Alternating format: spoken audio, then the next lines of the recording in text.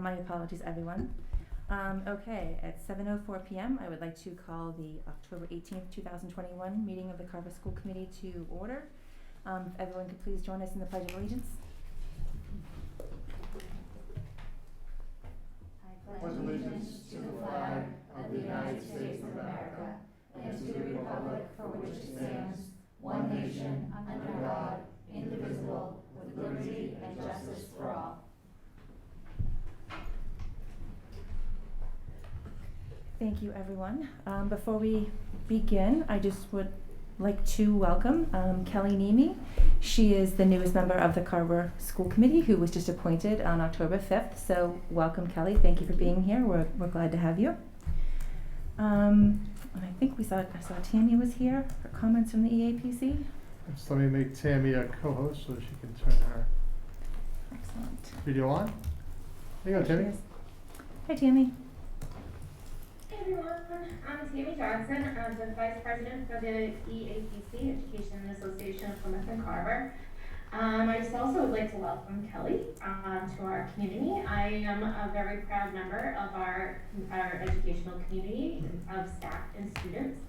Many exciting things have been happening already in our school systems. We have been, we just had our homecoming gathering last Saturday. We have many clubs that have started in person this year. Some of them include the high school production Clue, and also the middle school students started meeting last Thursday. We're focusing on a skit called Red Tea.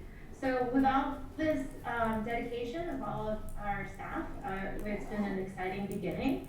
But also there's been, as everyone knows, extra challenges between the COVID and trying to plan around all of the obstacles that have been coming in our way. And I my message to the school committee tonight is trying to help us educators and students find the balance that is needed to continue this year in order for it to be successful. And in order to do that, we need your support. So thank you. Hope everyone has a great night. Thank you, Tammy. Thank you, Tammy. Thank you, Tammy.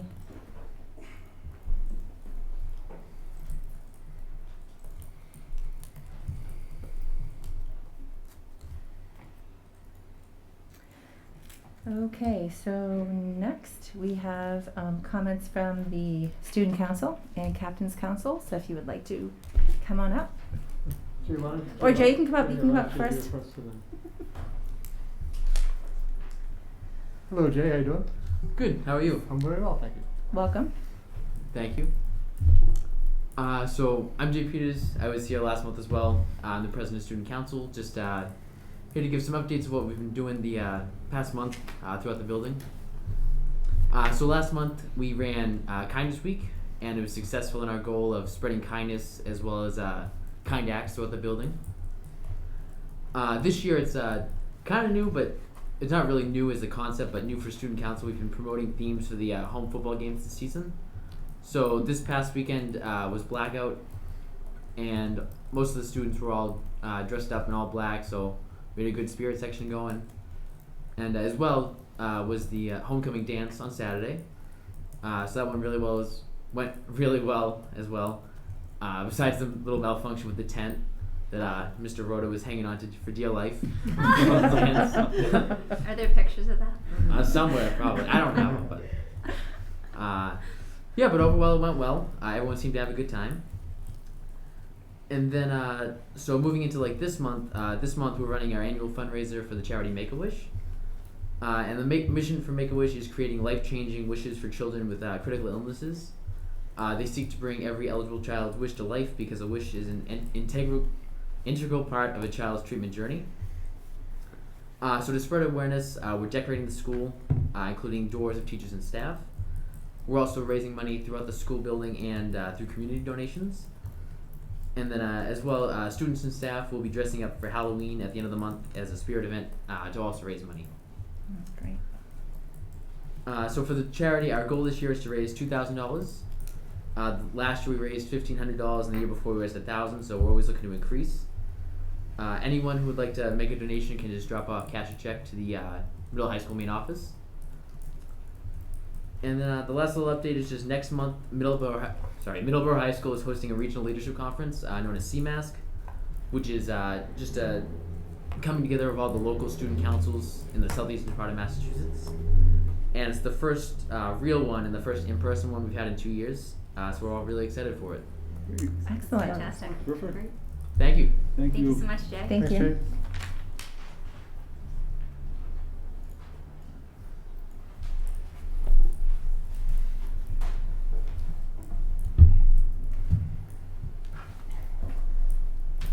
I'm Maddie Welcome. Prado. I'm Olivia Simmons.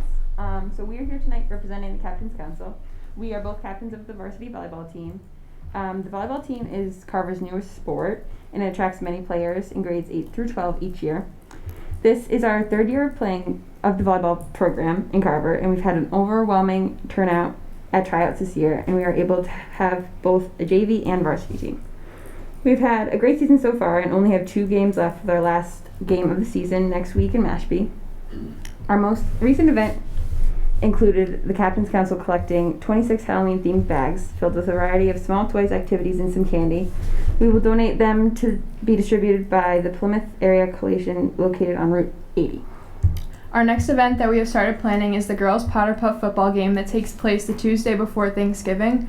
Girls in grades 9 through 12 participate in this event. This is our biggest fundraiser, and all the proceeds will go towards our program and activities. We're also preparing to hold a toy drive with our winter sports teams. All toys will be donated to local charities. Thank you. Thank you both. Thank you, Thank you girls. very much. Thank you. Sounds like fun. And good luck next week. Thank you. Thank you.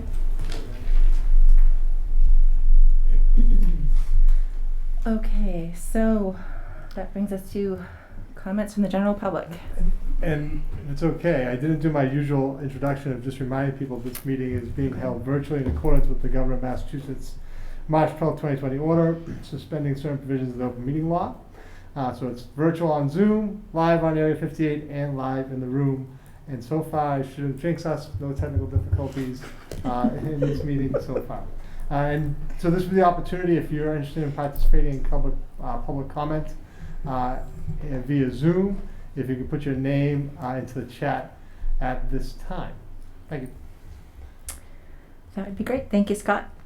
And also at this time, if there's anyone that's in the room with us that would like to speak, if you could just please come up to the table. Everyone will be given the same amount of time to speak, which is 3 minutes. Thank you. Jerry DeCosta, 71 West Street. And this is my 4th meeting. I don't want to be considered a terrorist. I know we're on the FBI watch list. Governor Baker has made the announcement that possibly the National Guard may become involved in school testing. My question is, when did the schools become medical facilities? And where in the bylaws does it state that military personnel can come into the school as medical authorities? Is this being planned for the Carver schools? Standard procedure in your emergency care plan states, quote, school health personnel will assume responsibility for first aid, for calling emergency resources and arranging for transportation and or notification of a parent or guardian, end quote. To me, it's pretty clear that the parent or guardian has priority in the health care of their children. Nowhere does it state that anyone else has the authority to decide what else should be done, period. And by the way, several groups are exempt from this vaccine.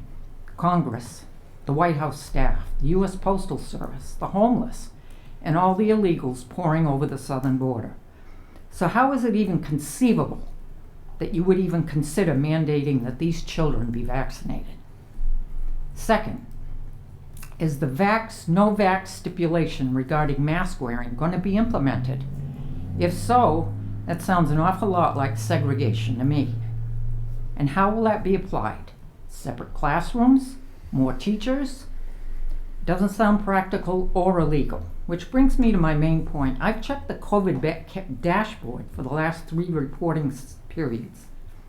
In my opinion, there's a very small number of students who are active, quarantined, or test and stay, which I might remind you has a 99.97 survival rate in these age groups. Natural immunity isn't even considered, and the testing is very unreliable, which has been proven to show a lot of false positives. But I know that you're operating in an education bubble, and it won't make a move until you're told to do so. But I do have a suggestion that the school should consider. Posting a dashboard for the unspoken pandemic, bullying. A couple of weeks ago, a post on social media by a concerned parent stated that their child had been bullied, and when the child fought back, he or she was the one that was punished. That post garnered over 200 comments, mostly stating that the bullying has been going on for years, that school administrators had either ignored the problem, punished those who stood up for themselves, or told the bullying victim to just ignore it. And the ironic part? It happened during Kindness Week. I believe your focus should be on educating these students, and judging by the MCAS scores, it looks like you have a long way to go in that area. How about making the schools a better place by addressing the bullying pandemic and helping those students learn safely? Thank you.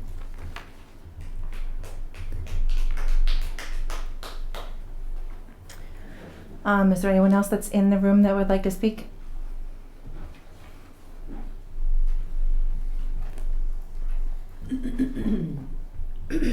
Hello, my name is Krista Wedby. I've been here before. I live at 69 Fosdick Road. I have 4 daughters, 3 attend the Carver Elementary School. I've said multiple times in previous meetings that I'd love to see and hear from the committee about the negative impacts on the forced mask wearing, psychological or physical, whatever they may be, which I haven't heard one sentence about the concerns towards the children since I want to say April I've been asking. I also would like to know what the committee is going to do once they approve the shot for under 11 years old. And then once they try and mandate it. I feel like I'm backed in a corner and I don't understand. You used to be a history teacher, correct? Yep. Yeah. I don't understand how anyone can see what's happening and everyone just closes their eyes to it. I don't get it. I hope by the next meeting we actually hear some discussions about the negative impacts on the kids. I'm so sick of not hearing about it. No one says a word about it. And I'm tired of being the only parent who comes here and says it. Because a lot of people feel, I don't know, people are scared to look crazy or, like she said, labeled a domestic terrorist for standing up for our children. And I'm tired of it. It's disgusting, and people need to start getting a backbone and standing up for our children. I don't care what they say, oh, your kid needs the shot. No one forces my child to get a shot. Nobody. I don't care if it's the president. I don't care if it's the superintendent. I don't care if all the teachers say, oh, I'd feel safer. Oh, well, you get your shot. And great. If that protects you, that's fantastic. I hope you're, wow. Wear your mask. If that protects you, I hope, you know, that's your choice. It's not my choice for my children. And nobody here can tell me to give my kid a shot they don't need, and that's experimental, and the clinical trials don't even end until 2023. I'm tired of that being ignored. It's disgusting. It's crimes against humanity. Someone needs to step up. We're scared about losing funding. Okay, so we just let everyone's freedoms just go down the drain. I don't get it. Thank you.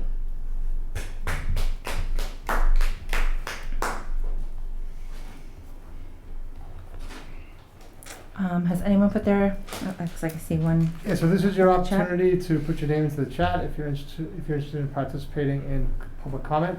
We do have one person, Mrs. Cologne. I will promote her to a panelist.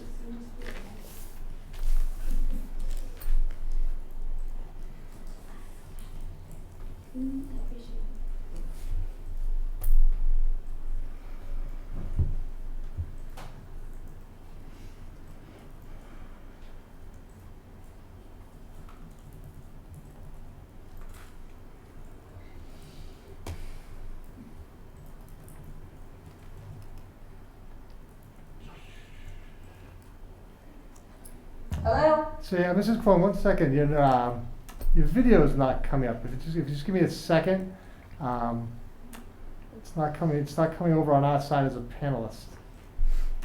Okay, well, are you able to hear me? Yeah, we are able to hear you. So if you just give me a second, it should come over. If it doesn't, then if you're fine speaking without the video, that's fine as well. But if you just give us a second to see if the video comes over.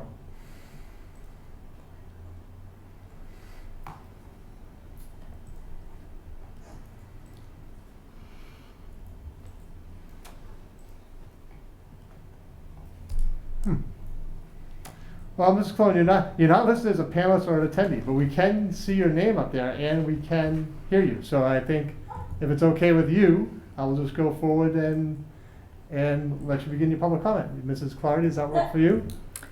If that's okay with Mrs. Cologne, that's fine with me. That's fine with me, and I just have a short comment. Again, my name is Deb Cologne, and I was concerned about one of the items that is on the agenda regarding public participation. I just wanted to go on record as to my thoughts regarding same, but at the same time not knowing exactly why it's on the agenda. The reason for my concern is because also on the agenda for tonight to be heard in executive session is a complaint against one of the members for trying to suppress a resident's right to speak at public meeting.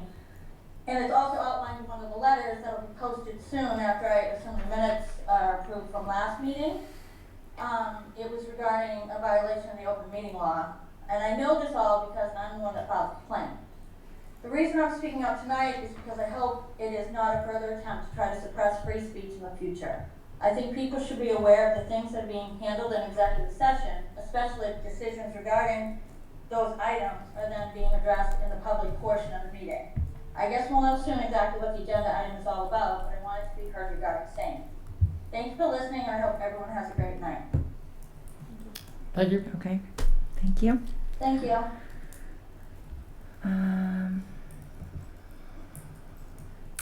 I don't see anyone else in the chat. Do you, Scott?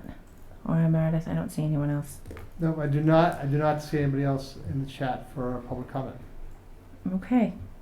And there's no one else in the room. So we will move on to the next portion of our meeting, which is approval of the minutes. So if someone would like to make a motion. Can we bundle these? I don't see why they can't be bundled. I think all four of us were here for all of them. Okay. I'll make a motion to bundle the open session minutes from August 30th, 2021, the September 13th minutes for the minutes from September 13th, 2021, the minutes from September 27th, 2021, and the minutes from the joint meeting of the Select Board and the School Committee on October 5th, 2021. I'll second. Okay, we have a motion and a second. Is there any discussion about the minutes? Okay, we do not need to take a roll call vote, correct? Scott, we are all set? Okay. Do not. So all those in favor? Aye. And Kelly will abstain because she was not a member of the committee, just for the record. And that brings us to communications. There are no specific communications for this evening. If you want, I can move right into reports from the superintendent. That would be great, thank you. Right, personnel updates. So since our last meeting, we've had a few new hires. Julie Sullivan is an occupational therapist at the elementary school. Maureen Shirkus is a health assistant secretary at the elementary school. Gail Baudoin as an ESP at the elementary school. Lisa Butterworth is a long-term sub, grade 2 teacher at the elementary school. And Jen Profanol, long-term sub grade 2 teacher at the elementary school. We've had transfers, Skylar Wall, from a part-time CDL floater to a full-time CDL driver for transportation. And also we had a couple of resignations. Skylar McNeil as an ESP at the elementary school, and Robert Califf as a CDL driver, assistant mechanic for the district. Thank you. Want me to go right into COVID-19 update? Absolutely. So actually since August, this is the first time we're going to look at numbers that have trended down a little bit. So as of the bi-weekly report from the state, which was released on Thursday, October 14th, the active case count in Carver over the last 14 days was 40 cases, down from 48 the last time we looked at the biweekly report, which was 3 weeks ago. The average daily incident rate was actually down to 23.3, down from 28. And the positivity rate was 5.19%, down from 5.63%. On Friday, October 15th, the Carver Board of Health reported that there were 23 active cases in Carver in 11 homes, and 20 new cases for the week of Friday, October 8th through Thursday, October 14th. As I said, this is actually the first time we've seen the numbers go down since August, and we're hoping that that will be a trend that will continue. Looking at the dashboard for the Carver Public Schools, which was updated as of this afternoon, based on today. And again, our numbers here look pretty good. The elementary school actually looks the best that it's looked since school has started. Currently, there are no students with an active COVID-19 status at the elementary school. There were 3 students in quarantine or isolated, and there was 1 active staff member. Middle high school, the numbers were up a little bit this week as compared to previous weeks. 3 active cases currently, 5 students in quarantine or isolation, 16 students who are participating in test and stay with no active cases amongst the staff. And district-wide staff, we do have 1 active case at this time.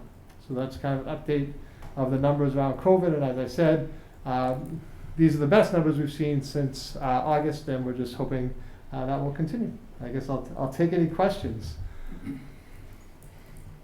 Anyone have any questions? Just more so a comment that hopefully with the encouragement of the numbers trending downward, this would hopefully correlate with the need for mask wearing and any other decisions we can consider making, just like, during these summer sessions. And I just think we really need to keep our finger on the trigger with these numbers. The commissioner did hold a meeting last week with the superintendents. Said he'll be announcing some sort of decision at the end of October in terms of the November 1st deadline. Technically, right now, the mask requirements go through November 1st, and the commissioner will be making a statement prior to the last week in November. Thank you. You all set? We're going over any of the data for the dashboard, attendance tracker. I wasn't going to pull up any of that specifically. I certainly can if you want me to. It's up to you. What do you feel? It's up to you. If you want to have them go over it, by all means. No, I just had there are links here for it, so. Just the background for people to look at. It's the daily dashboard, the Mass Department of Public Health documents we've looked at before. This is where I pull the data from, and this is updated daily. There's all kinds of information on this report. It would take us hours if we wanted to go through it. I thought you had something specific you wanted. No. Okay. So, and this is where we pull from, and this is just all kinds of information that's background for the committee in terms of where things currently stand with COVID. So this was updated as of today. So in the state of Massachusetts today, there were 2,815 new cases, et cetera, et cetera. Last year we obviously went into a lot more depth, and we kind of said that this year we weren't going to spend as much time and go into much depth of all these reports. But if the committee wants me to do that, I certainly can. No, I'm fine with it. I actually just have a question. Yeah. Another question regarding our letter that we sent. I know we got a confirmation that they received the letter. Yeah. Have we got any other response to our questions about data that they used on the letter? We have not received any response. Okay, other than confirmation. Other than confirmation of receipt. Okay, thank you.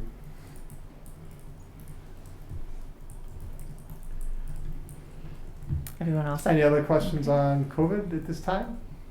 Nope, I agree. I just hope the numbers continue to trend downward.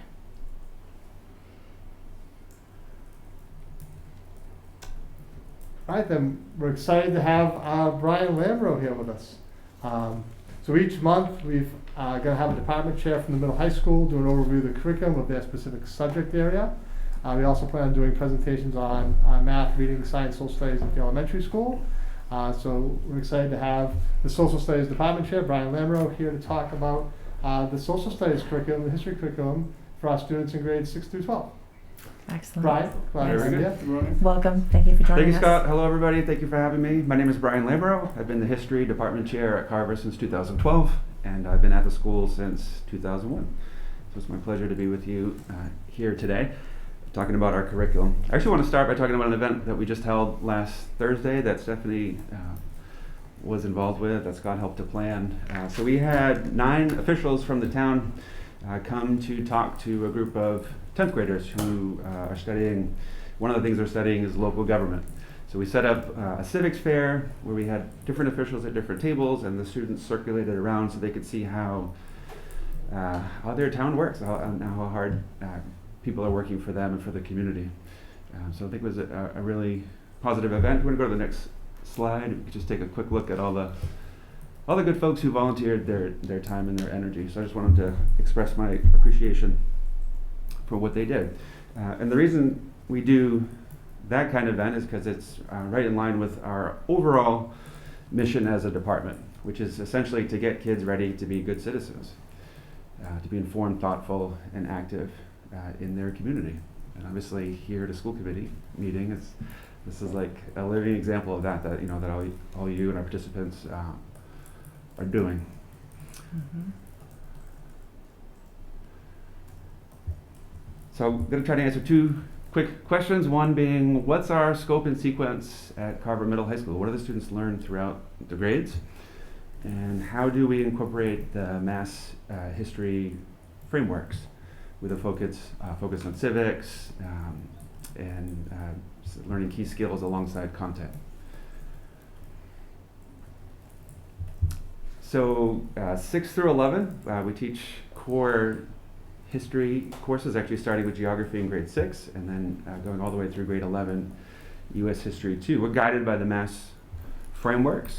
We also at the upper levels have AP courses where we use AP course descriptions, and then we do also offer our own electives.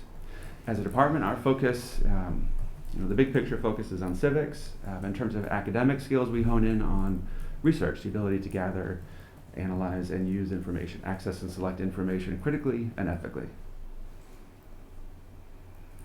So 2018, the state released a new framework, and content-wise, it's got geography and ancient civ in grades 6 and 7, where there's flexibility. You could teach geo, then ancient civ, you could combo them. We do the geo grade 6 and then ancient civ grade 7. Probably the biggest thing that came out of the frameworks was grade 8 civic standards, and we've actually for the last several years have been weaving them in kind of an out-of-the-box way, which I'm going to talk about in a second, but we're actually making a transition on that. And then 9 through 12, we have U.S. history, world history, and electives. So here's the grade 8 civic standards, and one of them, for example, you'll see topic 6 is the structure of mass, state, and local government. And I just talked about the good folks came in and talked to our 10th graders. So if we go to the next slide, basically what we chose to do a few years ago when we looked at the standards is that we thought that we could take these civic standards and we could weave them in to places where we thought they would fit really well. A lot of them fitting really, really well in grade 10 U.S. History 1. Others fitting in different places. For example, when we teach ancient Greece and ancient Rome in grade 7, there's a good opportunity to hit the philosophical foundations of our country. And I think it's worked pretty well. But with the trends in the state and the potential one day of a history MCAS, which there is a group that's working on a possible MCAS, so who knows if that would ever happen, but we thought it would make sense to go ahead and transition to the all in grade 8 model. So we're actually going to be doing that with the current students that are in grade 7, so year of graduation 2027. So when they hit 8th grade next year, they're going to take the full year-long civics course.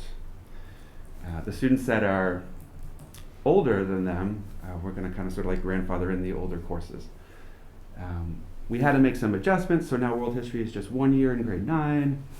We've got 1 year of US 1, and then we're going to kind of combo in grade 11 both US and world as like a 20th century course.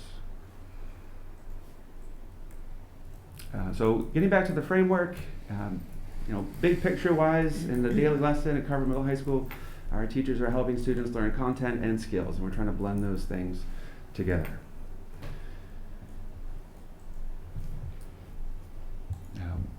the framework has these things called practice standards, and it's essentially, what do historians and social scientists do? What do they do? For example, one thing they do is they work with sources.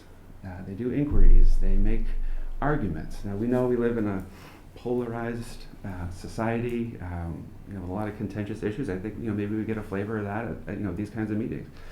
So it's really important that our students have the skills to engage in that, to use evidence, to listen to different perspectives from their own. So that's what we have our kids doing regularly in school. And ultimately our students need to reach their own conclusions. There's not like one right way to view the past or the present. So ultimately we're teaching our kids to be critical thinkers. We've got good old-fashioned reading, writing, speaking, and listening skills that we're working on as well. So that's our core curriculum using the MASS frameworks. We get to the high school level. Our students have a chance to take AP classes, European history, American history, and psychology. And they also have the opportunity to do a number of electives, and some of these electives are supportive of the pathways that have been developed at the school. So I think that covers it. We've got core courses 6 through 11. We're shifting how we teach civics, but we've been doing it the last several years. And ultimately, what we're trying to do is help our students become the best citizens that they can be. That's all I have. Thank you, Brian. That's great. Thank you very much. Yes. May I ask a question? Sure. I'm curious what the decision was to do civics in grade 8. It feels a little young for me, but. Yeah, so that happened that's a statewide thing that's in the frameworks. Okay, so the state says. Yeah, and it's really happening across the board all throughout the state. Okay. Our approach to weaving it was a little bit of an out-of-the-box thing to do. So one of the advantages of going to that grade 8 is that we're going to be in line with what the other districts are doing, and I guess my best response to that would be is just at a younger age to get students, to teach some of the basics of what it means to be a citizen, the branches of government, and things like that. So it'll be an interesting challenge for us to teach a lot of things that we've done in grade 10 now with the 8th graders. And my only add-on to that is just because you're teaching a year-long civics course in 8th grade doesn't mean you're still not talking about civics and all those other courses. Right. So you're not going to teach a U.S. history course without hitting some of the themes of civics. For sure. Right. Awesome. Thank you so much. You're welcome. I just want to say thank you very much for putting on the civics event. I thought it was great. Andy and I were able to participate last year. The format was a little bit different. I really enjoyed being there. It was great to see the students interact with all of the different members that were able to attend. So thank you very much to everyone that put that together. Awesome. It was wonderful to Thank you see. for coming. Absolutely, my pleasure. I have a quick question for you before Sure. you go. Absolutely. On the civics end of it, well, 2 questions actually. Are the kids learning kind of a parallel to the citizenship test? Like, do they take kind of a mock citizenship test? Yeah, a lot of our US 1 teachers have done that, have used that. Yeah. I think it's a really good resource. Because when this first started, I remember one of the people at the State House actually mentioned that, kind of working it in. Yep. Thinking like, our kids should be able to pass the same test that people that want to come here Yeah. legally and take the test have to pass. Yeah, we've had teachers use it both those ways. Like one to just lay some of the foundations of civics concepts. Yeah. We've also had teachers use it when teaching immigration Right. in U.S. history too. Like these are the questions that people need to know. Can you answer these? Yeah. You're a citizen. Have you thought about a field trip? Well, I haven't seen I guess you haven't because I haven't seen the slip come through. But maybe a field trip to go see when people that are becoming citizens are taking their oath. I think they do it at Faneuil Hall. Faneuil Hall, yeah. At least once a year. Yeah, I know that's a great idea. I know Mr. Trescott has brought students to help do things to help people that are preparing for citizenship. It's definitely, it's absolutely worthy. Yep. And one more thing just popped into my head. When these type of things are being taught, the civics, and you said things get contentious, Yep. and kids need to be able to know how to handle that. Are we teaching the kids? Skills to have a debate using critical thinking skills, but to be mindful and respectful of the other person's view. Yeah, 100%. That's All right. that's so important, and maybe I think very needed. Yeah, well, you see a lot of people that are just very intolerant of anybody Yeah. else's view, and Yeah. I think that's wrong. Yeah. Well, at least with me, I won't speak to anybody else, but to me, people know me, they know I have a political opinion about stuff, but I don't take politics personally. If you disagree with me about politics, I won't hate you, because you don't agree with me. Yeah. So I think that teaching that type of tolerance is something we need to focus on myself, but. I think that's great. I just recently did a workshop, and the title of one of the resources was "How to Disagree and Still Be Friends." Good. I think Oh, that's Yeah. fantastic. definitely something good. that's helpful. What it's all about. Yeah, well, thank you. Potentially. Thanks it for having should me. be. Thanks so Thank much. you very much for coming. Thank you, Ms. Linda. Nice Great job. presentation.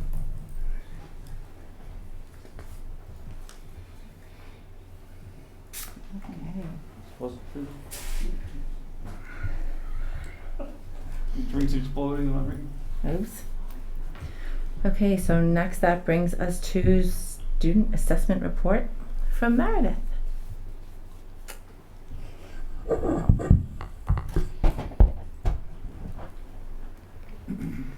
I good? Yeah, you good? All right, thank you. So I actually entitled my presentation Unfinished Learning as an opportunity to engage the committee in just framing a discussion about our assessment results and recognizing that we're coming off of an unprecedented experience last year, and that there are a variety of factors that I just want to kind of continue to weave. I'll use Brian's terminology in and out of the presentation. So just as a reminder from last year, students returned to school last year in the middle of September for 2 days of in-person instruction a week. That hybrid support was provided remotely for 2 days, and that every Wednesday was a remote half day. And then depending on the grade level in March and in April, students returned full-time in Carver with health and safety guidelines in place. So as a result, there are lots of different terms and buzzwords that you'll hear in the education community, things like learning loss. But I think the most responsible terminology is unfinished learning, because we know that learning did occur, that not all learning was lost, but it's the reality that we had far less time to work with students than we did before COVID. Assessments administered in spring of 2021 are meant to really help districts broadly evaluate where support is needed so that we can develop that process of recovering and make sure that we're meeting learners where they're at.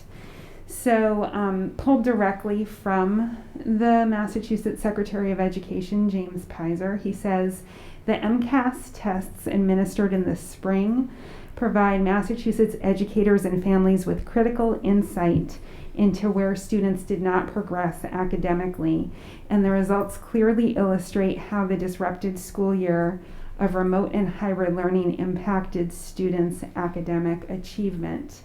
And I chose that quote and wanted to kind of lift that up, because I think one concern that I hear at the bus stop when I'm putting my own children on the bus is the parental concern, will my children be okay? So if the MCAS comes back and my students are not at the top, or they're not where they're used to being, how am I as a parent going to respond to that? And I think that this really draws out the fact that there were disruptions. We know that there was far less time in class, and that together families and schools can work together to try to support that.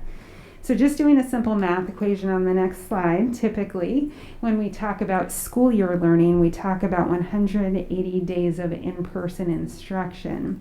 And when we talk about unfinished learning as a result of COVID, we had about 52 in-person days before the full return in April, and then 43 in-person days after April, for a total of 95 in-person days. So mathematically, that's about 53% of a typical school year, but it does not take into account aspects like mask breaks or a later start and an earlier pickup time so that we could accommodate transportation issues as well as mask breaks, quarantining, close contacts, attendance, fire drills, etc. So 53% is kind of the pie in the sky from last year. And when you look at the amount of standards that we cover in the course of a year, if you just kind of think, all right, we've cut that in half, and that would be kind of the optimal situation of what we were able to achieve last year. So that's how I kind of wanted to frame that experience. So we're now going to segue into just looking at some MCAS results. And I'm going to start by just talking about how we compare to state averages, understanding that the state was a lot lower in terms of overall performance in both English language arts and math, as well as science, though they didn't report 9th grade science out to us. So you'll notice in the red is where Carver achieved, and in the blue is where the state achieved. And this is the percent of students in each of the grade levels that are meeting or exceeding grade level expectations on the MCAS. I also do want to point out that the state recognized the hardships in trying to administer MCAS in the midst of all these other things going on, primarily health and safety guidelines and quarantining. So they tried to make certain allowances for that. One of the things they did is they truncated the test. So instead of having 2 sessions for English language arts, 2 sessions for math, and so on and so forth, they greatly reduced that. But in doing so, it causes for a little more variability in response and a little less validity. So they just are very clear about that in the parent report that they send out. So when you see kind of this up and down patterning that occurs, on the next slide, we're just going to look at kind of the aggregate of 3rd through 8th grade. And we typically report out and compare some local districts, and you'll see that in 3rd through 8th grade, compared to some other districts, that we made less achievement. It's hard to be able to compare these apples to apples because they aren't. Different schools chose different hybrid models, had different health and safety guidelines that they adopted, and likewise had different return to school dates. So some of the schools on here, particularly schools that performed very well, some of them brought students back in November, December, January, whereas we were March and April. So just things to think about. The comparison it can be a little bit faulty when we look at it this way. And then for grade 10, you'll notice the opposite, that of the average for grades 3 through 8, that we're still performing above the state level, and we're doing much better than local comparison districts for English language arts. If we move on to math, you'll see that math across the board, statewide, as well as in Carver, again, had less gains, but that makes sense with less time for learning. And again, you'll notice the variety in the different grade levels. So if you look at 3rd through 8th grade across the region, that again, we're towards the lower end of the pack, and then in 10th grade, that we're again able to finish stronger, and that we're above the state average and doing well compared to regional school districts. And then in science, we don't have that comparison data, but we do have how we perform compared to the state for both 5th and 8th grade, 5th grade on the left and 8th grade on the right. To look at 2 more metrics for MCAS, you'll notice that if we look at students in grades 3 through 8 for subgroups, on the left we have students with disabilities, and on the right we have students that are identified as economically disadvantaged.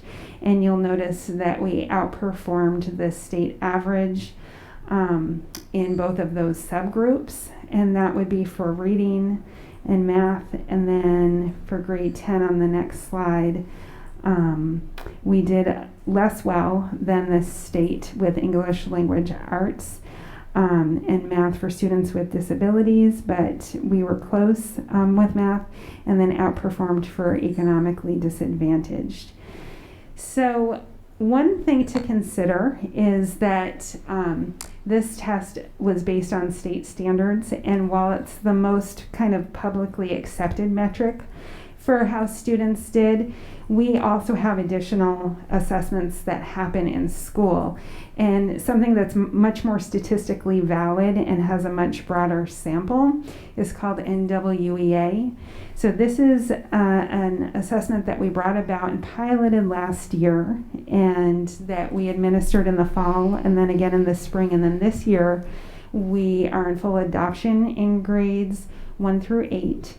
And the norming sample size for this is statistically much greater, so it's normed on 5.5 million students nationally. And the norms that were released in 2020 were based on 3 years of data from 2015 to 2018. So they renorm every 5 years. But I think the most important component of that is recognizing that the norms are based on data before COVID was even an acronym that anyone had ever heard of. So if we look at where students performed this fall when they returned to school, you'll notice in the red is Carver and the blue is national, and this is the average RIT score. And the way RIT scores work is as students age and move through the curriculum, it increases. So you're expecting to see a staircase effect, which is exactly what we have here. It doesn't mean that first grade performed less well than 8th grade. It's just simply the measure that they use, kind of like a ruler. So, or one of those height charts that you get for your kiddos, and you mark their height on it. So you expect them to grow in inches every year, a certain number of inches. Sometimes they grow a lot, sometimes they grow a little, but you kind of mark that off and make a record of it. And a mirrored experience occurs with this particular assessment. I think what's interesting is even after this year of unfinished learning, if you compare Carver students to this sample of 5.5 million students nationally, we are largely at or above where students were performing prior to COVID. So it's just a balanced way of looking at it. I understand that the MCAS gives us all kind of a visceral reaction when we look at that comparison, especially when we're looking at how we performed compared to local districts. And I don't want to lose sight of the fact that there's something there and that we need to discuss that. But I also want to frame this other data point and say, as much as we're concerned, this is validating that we are doing well and that we have work to do, but that we can use those two data points in tandem. And then with math, you'll see that it's a similar situation. We did a little less well in first grade and in third grade, but I think that's largely because of the fact that for younger students, they had a harder time achieving and acquiring new content in that COVID model. I do think that there is something when you get to adolescence into high school, that learning independently through Zoom with your teacher or through Google Meets with your teacher was to some degree more achievable. So just recognizing that if you have small children at home, you know what I'm talking about. So again, another data point. So now what, right? So we have all this data, and the question is, what does it mean? What do we do with it? And how do we use it for good in order to continue our cycle of improvement within this school? And this is the part that I'm the most excited to present on. So a couple of things to think about. Prior to the pandemic, there was kind of a national statistic that was relatively well vetted over years of research that said that if a student experiences 1 year of ineffective instruction, it takes about 3 years to ameliorate the effects of that. And that was before COVID. So if we look at the fact that the majority of our students had this, wildly disruptive experience through COVID, some obviously did fine, but the majority of students had that unfinished learning, that it's going to take about 3 years for us to have a collective effect if we're working really hard, really focused on supporting students, to kind of dig ourselves out of this situation. And when I say dig ourselves out, it's not just Carver, but it's nationally or globally if we're looking beyond the United States. I think one concern, and I was talking to a group of superintendents this past weekend, one concern is that some of the branding that we've heard about how to get out of COVID and how to make these improvements sometimes makes the public think, oh, we can do this in a year. So I just want to be really honest that there are a lot of factors at play, and our teachers and administrators are working incredibly hard and are taking an incredible amount of stress and trying to make sure that they're meeting each learner where they're at. So I just want to commend them on the amazing job that they're doing so far. The other thing is, when you look at research, it distills like a pandemic recovery to 4 different areas. So the focus from the research says we need to focus first on relationships and belonging and inclusivity after not being in school for over a year in a typical format. We have to rebuild some of those structures, some of that predictability that we do well with, and then look at lesson design and how to make sure that we're meeting each learner where they're at. And then lastly, to continue to assess, but make sure that they're effective assessments. So maybe less of the like end of year MCAS and more of the we are assessing for learning and how we're going to go ahead and adapt our lesson design. So really quickly, a quote that I like from Pandemic Recovery says, "The presence and quality of our relationships may have more impact on learning and development than any other factor." So if students are coming into school and they don't feel that sense of belonging, or they don't feel like there's an appreciation for their lived experiences, we're going to have a harder time getting to that goalpost. So that has been a focus on the next slide of a lot of the work that has been led by Mike and Ruby in both buildings, and some of the work that we did at the beginning of this school year. So I just wanted to try to capture that, recognizing that both school improvement plans have additional items on them that speak to this larger umbrella. So one concept is to make sure that in all classrooms that we are prioritizing relationships. We know that students are going to learn better from the adults that they feel care for them. And so that's been a major focus of our return to school. Additionally, we've provided support for student-centered learning programs, things like the Pathways work at the middle high school and project-based learning.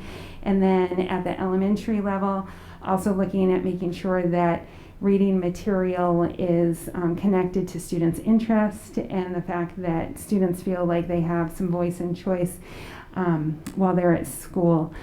The next piece is we've expanded our student support personnel. So we've hired an interventionist through ESSER funds for the middle high school.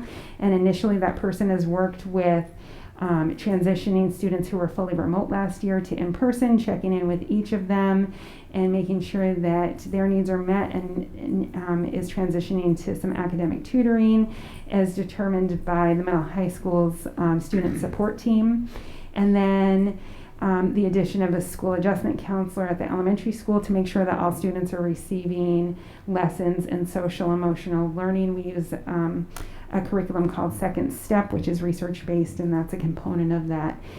Another key component that has been woven throughout both buildings, and there's been some specific training for teachers at the beginning of the year at the elementary, is universal design for learning. So that's making sure that there's variability in how we're teaching things so that we meet all types of learners, and that there's variability in representation so students can demonstrate their learning in different ways. And then Scott will be talking momentarily about the Diversity, Equity, and Inclusion Committee, but all staff started off the year with the opportunity to have some training on that theme.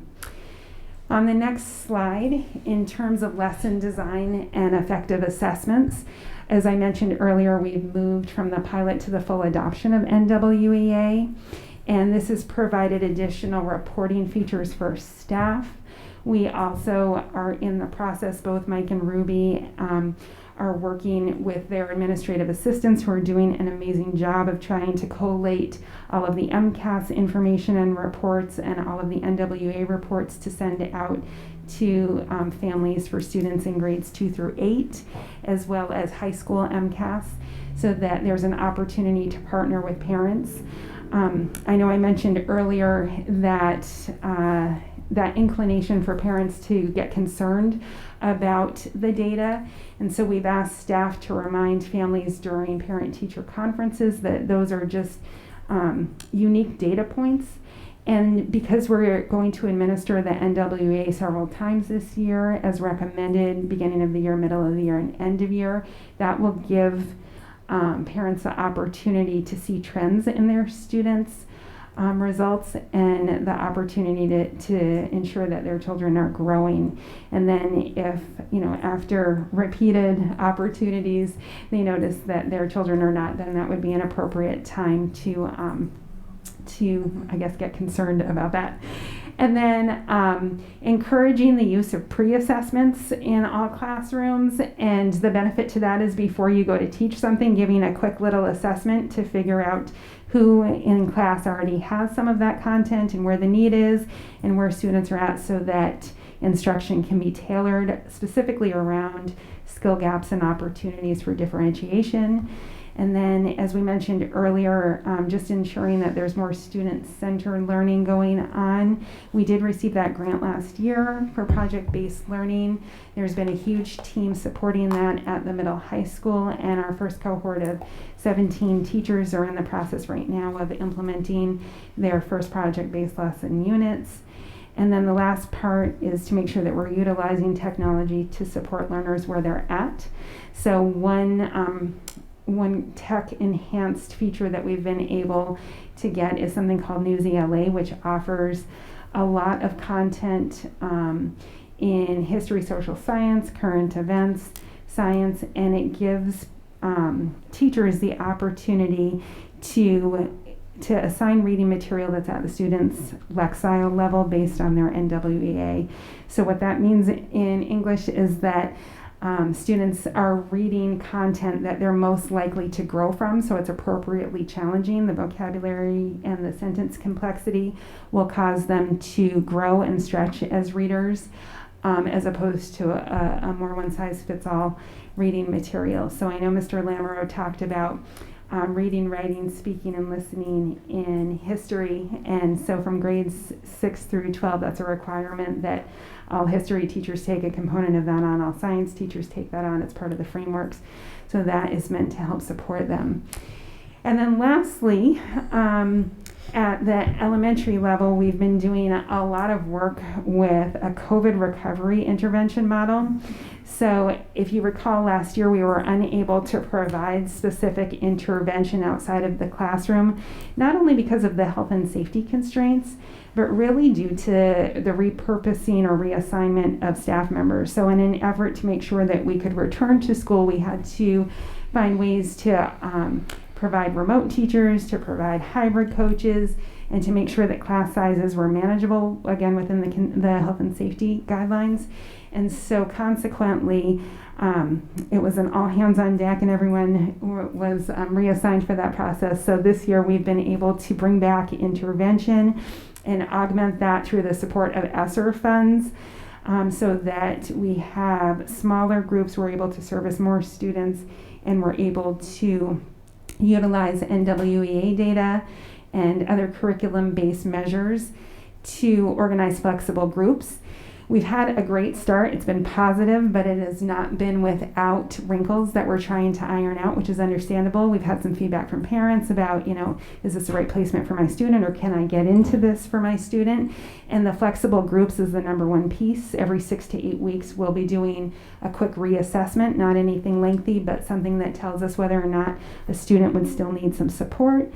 If not, they go back into their regular classroom during that block of time.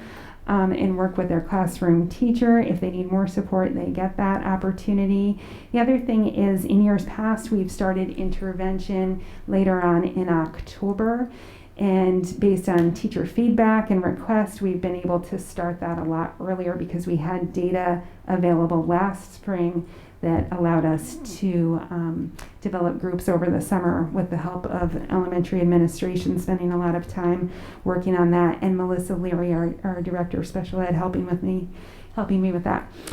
And then the last piece is just doing a lot of training for our reading team and our math intervention teams, making sure that that time is highly engaging, that lots of different learning styles are considered, and that we're able to have a lot of active learning experiences that way. We've also followed the play statement from the state and increased play-based developmentally appropriate learning in kindergarten. They recognized that over time we've gotten away from that, and it's been detrimental for long-term understanding and long-term development of foundational skills. So the kindergarten team has been amazing to work with, and we've been able to provide some supports and training for that will continue to be ongoing. And then lastly, we now the intervention is up and running. Our math coach has a plan to be able to provide job-embedded ongoing professional development for teachers, some one-on-one opportunities as we continue our Bridges Mathematics adoption. So I'm going to take a deep breath and a sip of water and come up for air because I'm sure that everyone has reached saturation. And I'm going to let you process that, and then I'm excited to answer any questions you may have. Are you really excited? I am, yes. I love talking about it. I was going to say, Meredith always gets excited about data. Thank you, Mary. And metrics. Yes, thank you, Mary. Right? Yes, thank you very much. You're welcome. I guess the only thing I would say is, seeing the MCAS scores for this last round, yes, it would seem concerning in certain areas, but coming off a COVID year, if that continued in the future, like next year, I would be more concerned about it then. But I mean, I'm not really a big fan of standardized testing to begin with, and teaching to the test and things like that. Mm-hmm. So I I remember having like the achievement test you'd have when I was growing up. But it was more of just kind of just regurgitating what you knew, you know what I mean? And basically just putting it out on the test and not teaching to a test. So I'm not so concerned about it myself. Thank you. And if I can respond to that a little bit. Cool. So, I think, and we didn't put this data in, but these results, obviously we're not happy with these results and where they were, but they're not consistent with what the results we've had over time. That's right. So obviously we're going to put interventions in place. We're going to be looking at this as an administrative team. We're going to be looking at the teachers, and it would be crazy for me to say, yeah, those were really strong results. But it is definitely not consistent with where we've been in terms of MCAS. No, I know that Carver's had some good scores, right, but a lot of people watching might not know that. Right. So I just wanted to mention that and at least reference that as a point. Right. And absolutely, if we see similar types of scores next year, that would certainly be a concern. That would be more alarming. Right. Absolutely. Thank you. I sort of echo Andy's sentiment. I've never been a fan of MCAS because I just think it puts a lot of undue stress and anxiety on both students and staff. So I'm not surprised to see lower scores because in a year where many of our students were already had heightened anxiety, due to change in learning models and not being in person, and then having to take a test that's just very nerve-wracking to begin with. I'm not surprised at the scores, although it is disheartening. I am a fan of the NWEA map assessments that we've been doing, and early feedback that I've heard from staff is that it seems like that data is more readily accessible to be able to make, MCAS, we're getting these results, how much passed the test. There's very little chance for a teacher to go back and address learning deficits with a student, where I feel like what I've heard is NWEA, we can get, sort of a little bit more real time, and maybe like you were saying, upfront assessments and things.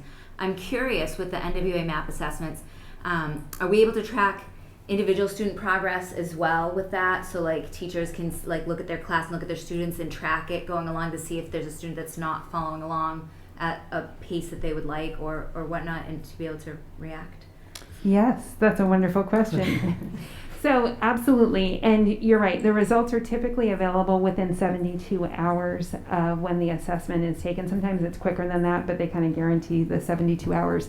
So that's very different than 6 months later, and is much more actionable in terms of the students that are sitting in front of you for this school year.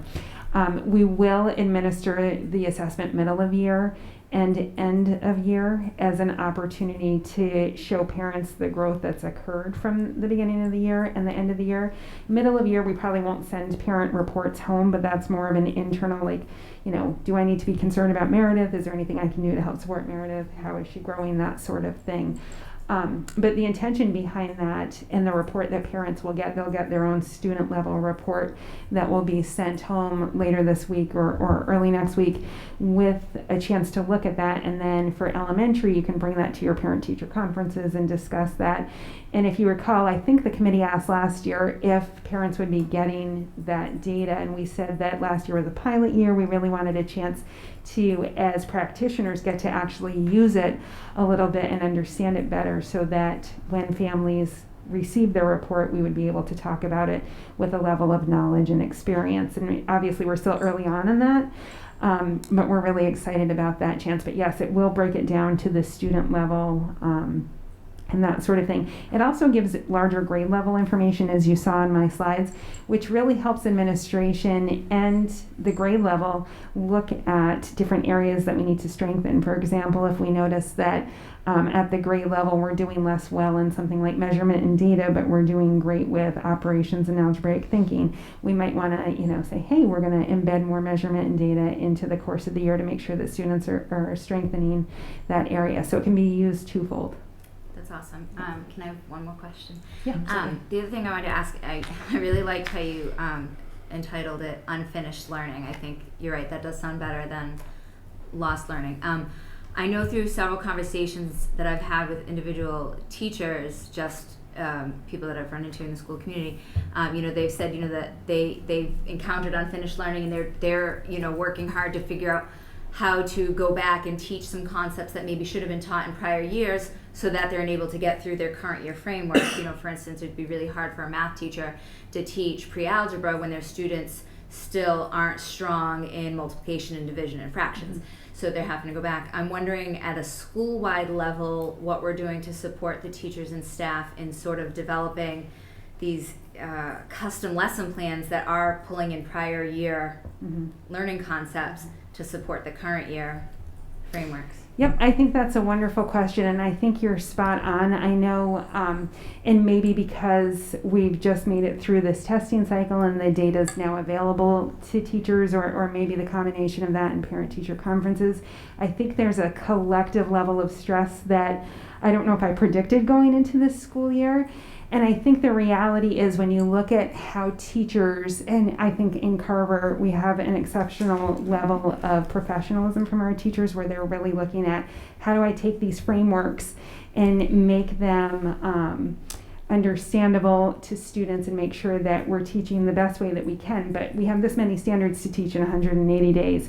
So now we have this many standards to teach in 180 days, plus some of last year's standards. And students are coming in, at all these different levels. So it really is the first time that I'm aware of in history where there's been this level, or in modern history, where there's been this level of demand. And I think the biggest release valve, I suppose, for teachers would be to recognize that we're not going to be able to solve it in 1 year. So there are different opportunities. You're asking specifically about lesson design. There are opportunities in different curricula to be able to go back and to differentiate. And for example, Bridges has a whole intervention curriculum. So there is an opportunity to kind of fill in some of those gaps. But there's still that stress that teachers feel about, I only have this much time to get this much done. So recognizing that, I think the challenge is right now, if we were a classroom, everyone in here, the idea of maybe developing 3 or 4 groups based on where student weaknesses are and being able to provide some support is one opportunity. And we've done a lot of training on that level of teaching at the elementary level. I know this year Mike and the administration at the middle high school are really looking at some supports for middle school teachers and hooking them up with the New England League of Middle Schools to provide some of that support, recognizing that, again, these are unprecedented times. The other thing is the state has come out and said, rather than starting the year with last year's standards, because not everybody needs that, and because some of that gets lost in context, the best thing to do is approach this year's standards but pre-assess and recognize if there are gaps, that you can take a couple days to go back and to teach some of those concepts and then build off of what you're teaching for your grade level so that they're not disconnected. For example, if you're trying to teach an aspect of fractions, maybe you need some support on greatest common factor, least common denominator, rather than teaching that in September and then trying to discuss fractions in January, couple those two together, and then take a couple days to be able to go back, and then students can apply that to the concept that they missed last year and then to this grade level concept. But I think the biggest consideration, again, is having parents, the school committee, and the public recognize that we are not going to be able to make all of the gains by June. And, Yeah. and we want to, I think everybody is trying as hard as they can, but it's like trying to run a marathon and then all of a sudden hitting a brick wall and saying, you know what, you have to take a detour this way, and still expecting to finish, 26.2 miles in 4.5 hours or whatever. It just, Yeah. Meredith, Yeah. I think this slide sums up what you just said. Yeah. Really, it's going to be 3 more years. So, Yeah. and working with our teachers on that too, just reminding them that. Yeah, so And my then- comment wasn't to say how we're going to make it up just this year. No, Right. I'm fully aware that it's going to take more than a year to recover from this. But And it was then- more of, I think our teachers, from the teachers that I've spoken with, they are all doing an awesome job at trying to recover where they can and to make sure that they're doing best by their students and meeting their students where you're at. I forget, somebody said that earlier. I don't know if it was Mr. Lim or if it was you, but I think everyone that I've tried, so it's not, my comment wasn't criticism, but I want to make sure that we're doing what we can to support. And I think you're right. I think middle school has the most challenges because, those 8th graders, their last normal year was 5th grade. So they lost a lot of foundation. 6th graders, their last normal year was 3rd grade, and they lost, so there was some really good formative years lost there. And so this middle school population, those students probably are, all students, but I could see why with those being in such a formative year, that being a very tough group to be behind, losing those last couple years of elementary and that transition, or losing those first couple years of middle school where you're, learning how to be organized and you're learning the new regimen and you're, trying to go into that whole new middle school, high school space. So, I think totally if we can bring that middle school, additional supports, that would be, additional supports anyway, but I love that you called out that age group specifically because I think that is a big concern. Yeah, and the data did show dips in the 6th, 7th, and 8th Yes. grades. yeah. And I will say too, it's so interesting. I just want to, I want to acknowledge what you said and validate what you said, but also recognize that teachers at every grade level, I think one of the things that we couldn't anticipate, I think we tried to anticipate it, but the amount of support students would need around socialization and kind of getting back into routines and that whole notion of how do we work together culturally as a school to, move forward. Motivate. Yeah, and when I think of 1st grade, those students, had obviously a disrupted kindergarten experience, so they're not coming in necessarily with the skills, even just the socialization skills of kindergarten, because that time has been lost. And so the effects of that unfinished learning, there's a lot of community building, a lot of, trying to teach socialization, modeling how to use manipulatives, how do we behave with each other in the classroom, that sort of thing, that we have to rewind and reteach and kind of consistently reteach until those patterns are reestablished and we can be more functional. So I think every grade level is feeling some sort of hit in that area. Yeah. So thank you. For sure. I just had a really basic question. Is there a fundamental difference that you can describe briefly between MCAS and NWEA? Briefly? No, I'm I'm just trying to, I will be. trying to figure it out. I'll try to be very quick because briefly never works for me. Everyone's laughing more so at me than anything. If I can say it in 3 words, I'll say it in 3 paragraphs. So the biggest difference is MCAS is trying to measure how close students are getting to a grade level kind of static standard. NWEA is looking less at grade level and more, are you acquiring skills that you need, with the understanding that that the end goal is college and career readiness.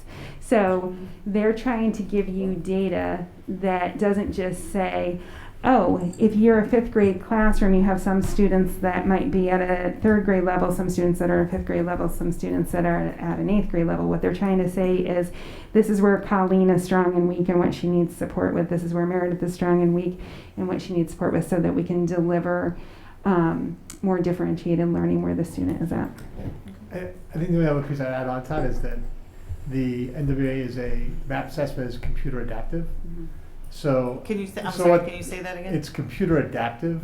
So if you get a question right, you get a more Okay. challenging question. If you Okay. get that question right, you get a more challenging question. If you get that question wrong, you get a less challenging question. The MCAS is one. So people taking the MAP assessment. A, B, C, D. Right. Yes, the- it's standardized, the yeah. Students taking the MAP assessment, really the test is tailoring to your responses. So it changes the nature of the test a little bit, which is trying to focus on that skill development maybe versus content knowledge. And I'm not saying the MCAS is all content knowledge. It's definitely skill-based as well in certain areas.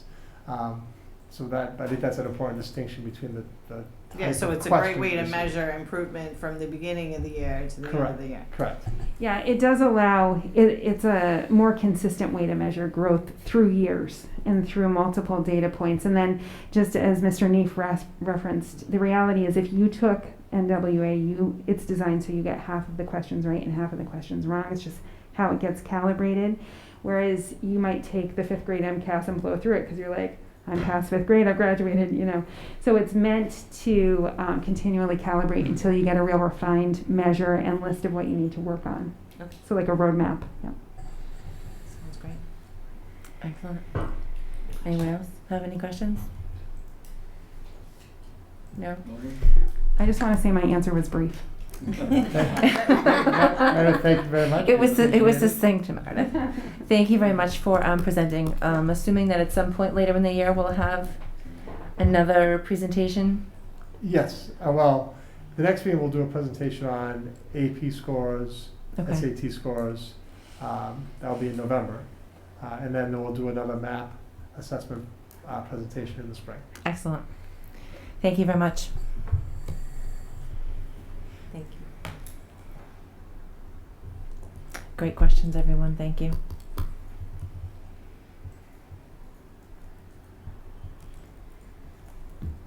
Ready to move on to October 1 enrollment? Yes, please. So October 1 enrollment, this is really a beginning of a presentation that we'll follow up with a lot more data on in November. Because what we'll eventually do is we track every student in Carver where they're attending school. That data is still being compiled. So we saw in October, the October 1 number is a number that has to be reported to the state in terms of our official enrollment. That's the number that's referenced for all kinds of grants and activities and Chapter 70 funding, and so that becomes an important number. But ultimately, we're gonna trace back the data and look at where students are going to school. And so in November, I'll kind of do like a school report of where everyone in Carver goes. So this is a brief report, just looking at the overall what our number was. So our student population for October 1st, 2021 was 1,535 students district-wide. That's up from 1,498 students last year at this time, down from 2 years ago. And we usually don't look at the 2 years ago, but I put it in because, again, last year was such an unusual year. We had many students choose to go to homeschool. So it was a bit of an anomaly. So we built back a little bit. So overall, our number is up 38 students, and the 38 students are really seen in a return from students from homeschool, which we'll see in our November report. We'll do the exact number of students, where our homeschool number was to where it is now. And then also we had a large kindergarten class come in. So our kindergarten class is 139 as of October 1st. But we also had a larger class graduate. And so just a good way to kind of look at this, and I don't know if it's too small for the screen for everybody at home, but it's almost just kind of doing that slide of where we were last year to where we are now. So you can just, so you can go kindergarten last year was 99 students. Grade 1 this year is 100. Yep. First grade was 127, second grade is 128. Second grade was 124, third grade is 124. So you can see there hasn't been a huge growth. Third grade was 109, third grade's 109. Fourth grade's 109. Fourth grade was 139, fourth grade was 140. Fifth grade's now 145, so we've had a little bit of growth there. And you can do that all the way down. You'll see that our numbers are pretty consistent. The drop off is obviously we graduated a class of 104, and so now our senior class is only 72. And then there's always a drop off from 8th to 9th grade. So in 8th grade we had 127 students. Now in 9th grade we have 100. So we had 27 students from 8th to 9th grade make some choice, whether it be Old Colony, private school, whatever choice they made for their high school career. And we'll look at that, as I said, next month. We'll actually look at where those students went, and we'll look at the number of students who are in virtual academies, number of students who are in private schools, number of students who are in private Catholic schools, number of students who are school choicing in, number of students who are school choicing out. We'll kind of dig into this data at a little bit different level. So this is really kind of a foretaste for November's meeting where we'll get into this data a little bit more. But I'll answer any questions on just the basic numbers that people have today, and the November report will be much more interesting. It seems unusual that we would have a drop of almost 20 students from September to October at the elementary level. Did something happen there? Not that I know of. I think it's just general attrition. I think we've had a couple students decide to homeschool. So go back. We had some students come in, some students go back out, and we've had some students make some individual choice. If you look at it, it's not a huge drop in any one grade. I mean, grade 1 went from 106 back to 100. So it's just been typical movement. So I have nothing to report that I would say was an anomaly that led to that drop. Okay. Anything Anyone else on October 1 data? Nope, thank you. Upcoming events. So we changed this document a little bit. And this is just for the community to be aware, and for Kathy Gallerani, and we'll send it out to people, just some events that are coming up. But the way we changed it a little bit is we just put some also community service and fundraising opportunities that are happening throughout the district, so we've broken that out. So it's just I'm not going to go through the entire list, but I'll give a second for the members of the community to look at it, or members of the school committee to take a look at it, in terms of some of the community service and fundraising opportunities that are happening, and then some events that are coming up. Obviously, we have parent-teacher conferences at the elementary school coming up next week. The pumpkin parade on the 29th for grades 1 and 2. We have the juniors and seniors actually going on a field trip to Salem. That was a traditional trip for the juniors that we actually invited the senior class this year because last year they were unable to go as juniors. So we're doing it as a combo junior-senior trip. The PTO at the elementary school is doing trunk or treat on the 29th. And then what we did for the community services, if it continues, you might see it both like the coat donations. We're taking coat donations both in October and in November. And some of these other fundraisers are happening in both months that are listed here. And then we have the high school drama production coming up in November, on the 19th and 20th. So as we talked about before, we're getting back to some normalcy in some of the events and things that are occurring around the district. So we're excited about that. And it's great to see so many events on there. It really is wonderful. We're ready to go into recommendations from the superintendent? Yes. All right. Discussion of policy BEDH, public participation at school committee meetings. And I wanted to give a little bit of background on this, and then we can look at the proposed policy change. And also the committee, we can view tonight as the first reading and bring it back in November for a second reading based on whatever changes the committee had, and then for a possible vote to accept the policy. That would actually be my recommendation for tonight, is we view this as a first reading and a discussion of the policy and the change, to bring it back for our November meeting for the committee to consider and vote on at that time. So actually prior to COVID, there had been several decisions about public comment at school committee meetings. And quite honestly, we just not updated our policy to become consistent with some of those decisions that had happened in a year or two prior to COVID. You can see that our policy that we currently have is actually was last updated by the school committee on April 10th, 2000. So it's an older policy for us in terms of looking at it. And so it's actually something we've been discussing. And I do think that the reality is we've had a lot more public comment in the last 2 years at our meetings. And realizing, and I myself realizing that maybe the policy that we had was not consistent with some of the decisions that had been made prior to COVID, that it made sense for us to look at the policy. And this policy is, from my perspective, actually increases people's ability to participate in public comment and increases what they can comment about prior to the difference or distinction to what the current policy reads. So I will bring the proposal up as a change, and we can look at it. And what I'm showing is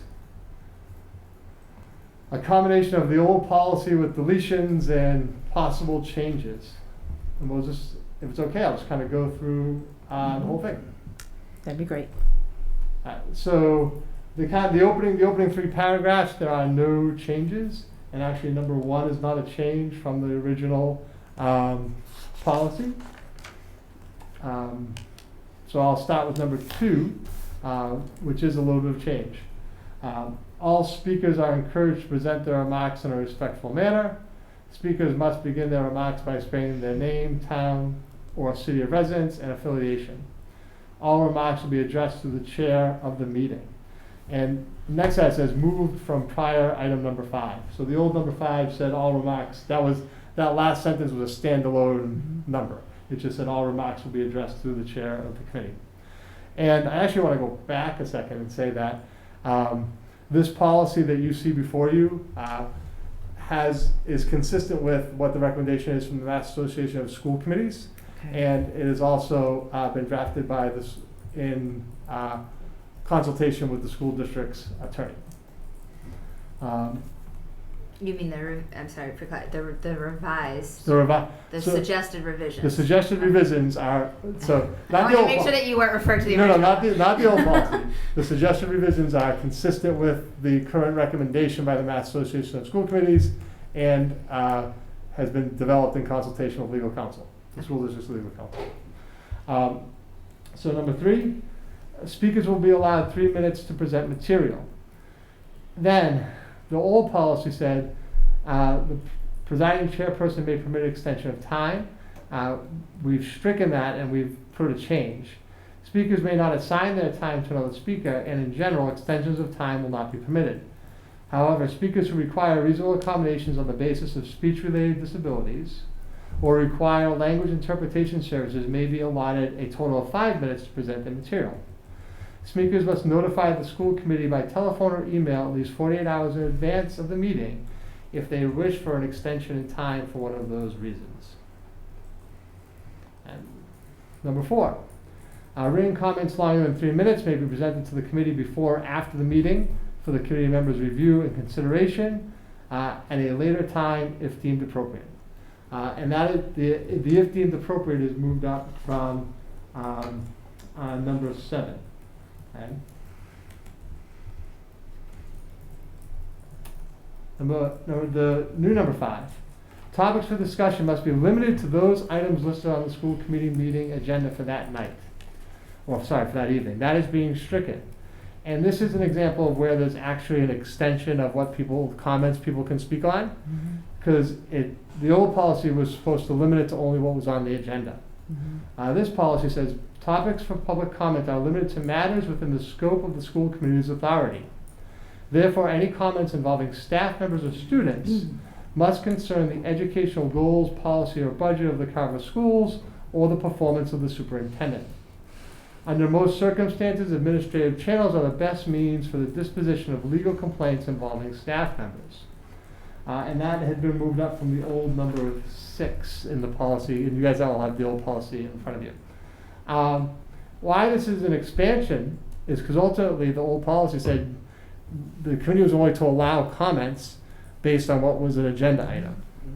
This is now saying the committee has to accept and should accept comments from anything that's under the scope and the authority of the school committee. And the school committee really has 3 areas that they're responsible for. The school committee is responsible for establishing the educational goals and policies of the school district. The school committee is responsible for approving the budget. The school committee is responsible for hiring or evaluating the performance of the superintendent. So those are the 3 major roles of what the school committee does, and really says that anyone can come and speak on any of those topics if they can say it's related to the educational goals or policies of the school committee, the school's budget, or the performance of the superintendent, which is definitely a broadening of topics that people can speak about or are allowed to speak about under the policy. Number 6, improper conduct and remarks will not be allowed. Defamatory or abusive remarks are always out of order. If a speaker persists in improper conduct or remarks, the chairperson may terminate that individual's privilege to address. We're actually striking that statement. And what it says is the chair of the meeting may not interrupt speakers who've been recognized to speak, except the chair reserves the right to terminate speech which is not constitutionally protected because it constitutes true threats, incitement of imminent lawless conduct, comments that were found by a court of law to be defamatory, and or sexually explicit comments made to appeal to prurient interests. Verbal comments will also be curtailed once they exceed the time limit outlined in paragraph 3 of this policy and or the extent that they exceed the scope of the school committee's authority as outlined in paragraph 5 of this authority. Of this policy. This also is a little bit of a broadening in terms of what people can speak about. Ultimately, for someone's speech to be cut off or be asked to not speak, it's because they are doing one of those things listed here, which is making a true threat, inciting imminent lawlessness, or they're making comments that a court had found to be defamatory or sexually explicit. So this statement here actually broadens people's ability to speak and what they can say at meetings. Number 7 is a general disclaimer. The public comment period is not a time for debate or response to comments by the school committee. Comments made during this period do not reflect the views or the positions of the school committee.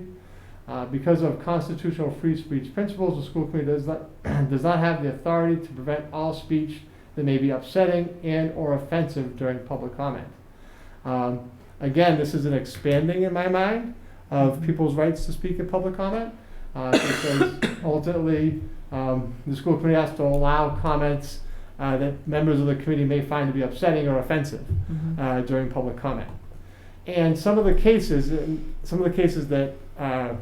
that came before the courts pre-COVID were really based on that, where school committees had tried to shut down people who were being offensive and also making comments that were upsetting or the members of the committee disagreed with, and committees had taken action to shut down that speech under their public comment policy, and the courts found that they could not do that. But ultimately, members of the community have the right to come forward and say things to the committee that members of the committee may find to be upsetting or offensive. But that, just because they're upsetting or offensive doesn't mean that people don't have the constitutional right to say that. So I would actually say that this also is a broadening of what our current policy is in terms of people's right to speak as part of public comment. And then there was a couple pieces that were stricken or moved. So all remarks will be addressed to the chairperson of the committee. We already talked about that being moved up. And then speakers may offer, this is deleted from our policy, and I'm going to argue that this would also be a broadening of the policy. Speakers may offer such objective criticism of school operations and programs as they concern them. But in public session, the committee will not hear personal complaints of school personnel nor against any members of the school community. Under most circumstances, administrative channels are the proper means for disposition of legal complaints involving staff members. Again, some of the cases that happened a couple of years ago were based on this same concept of people coming before the school committee during public comment, in essence, to make a complaint against either members of the school committee or members of the school community or staff members.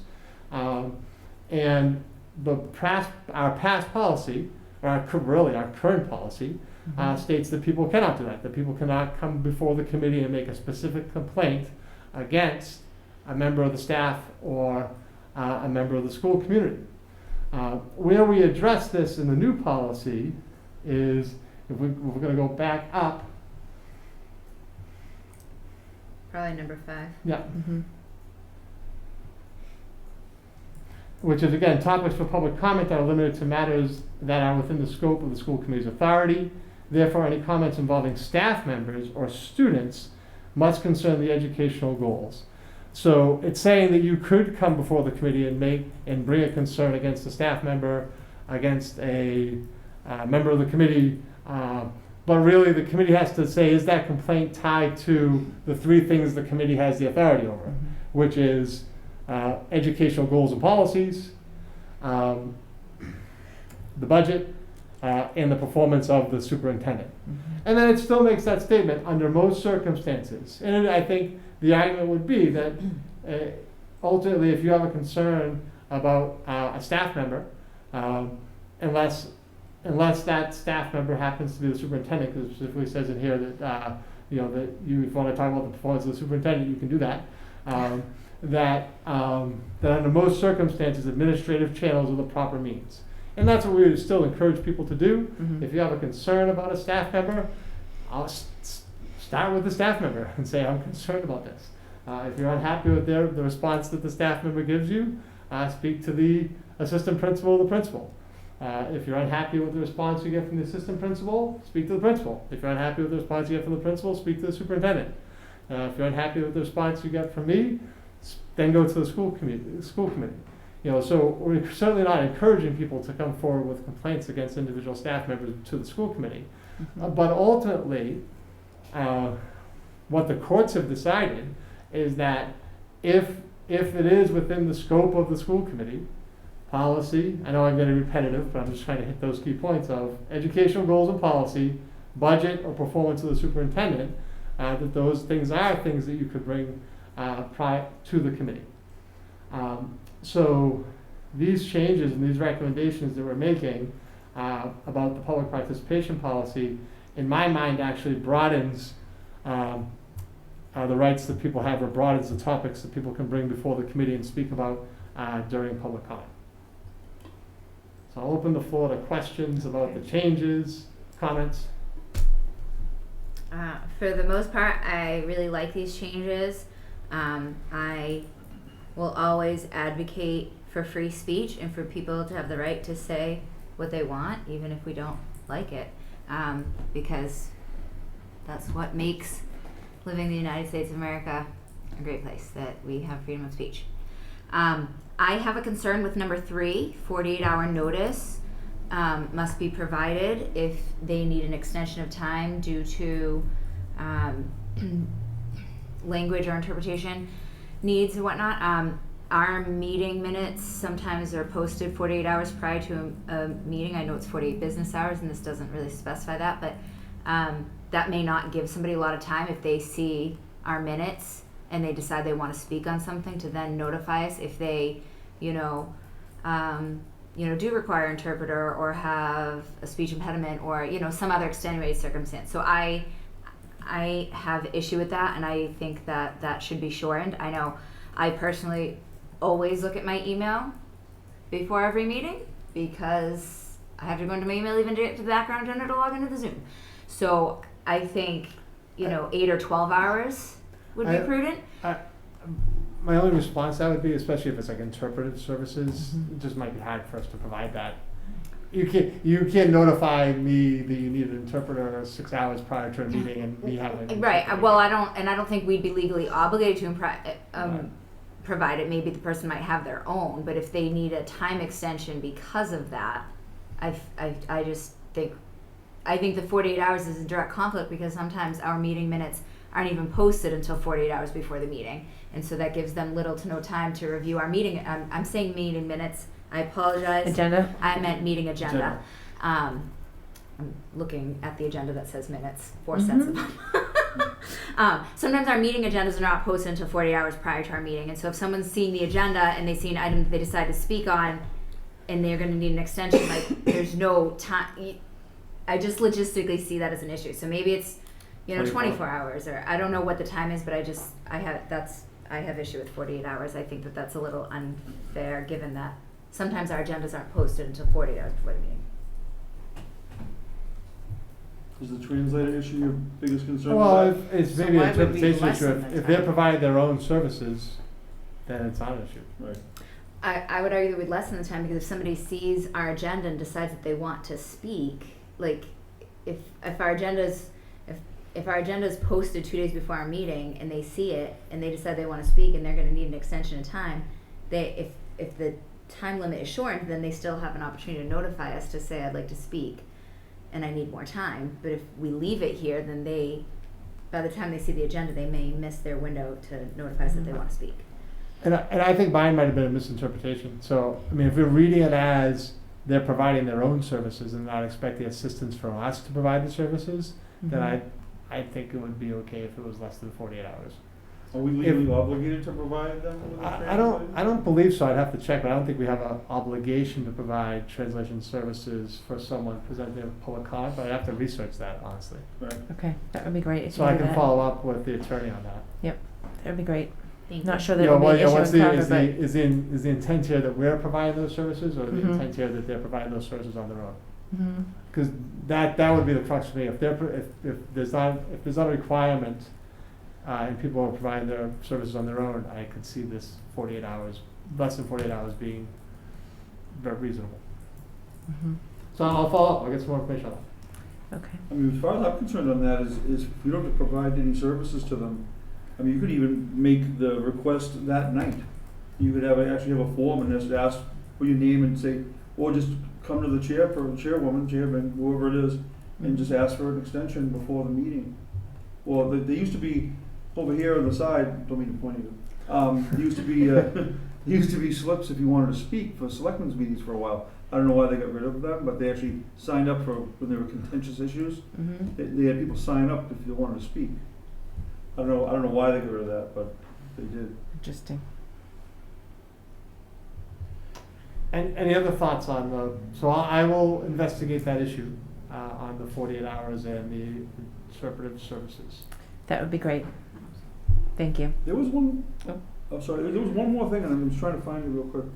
I had a little bit of a concern on, I was trying to figure out which one it was. I think it was 7. Oh, yeah, okay. On the part where it says, on the disclaimer, the public comment period is not a time for debate or response to comments by the school committee. The issue I have with this is the comments by the school committee. If these are comments that we made concerning our authority that they could normally comment on, why would it be a problem for them to respond to a comment we made on an issue or a topic at a prior meeting? I'm just curious why. So my again, this might be interpretive. Different, Looking right. at the language, my interpretation of that is the public comment period is not a time for debate or response to comments by the school committee.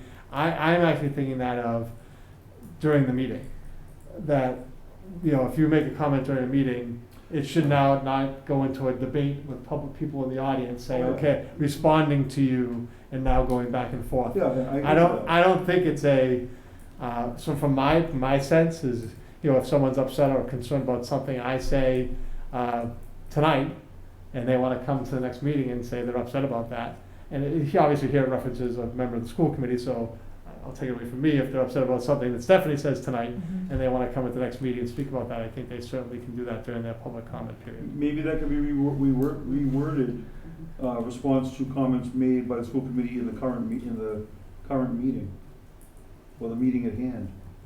I think I'm reading it as they're saying, like, if somebody is making a comment, the intention is that they're not going to debate us or get a response from us in that Oh, moment. yeah, we don't want it to be a debate. Right. But not even just a debate, but even just like a Q&A. Because Right. it doesn't have to be a debate, but like there should be no expectation of a response from the school committee in that moment. Like they're making a statement. It just seemed broad to me because it was like, Yeah.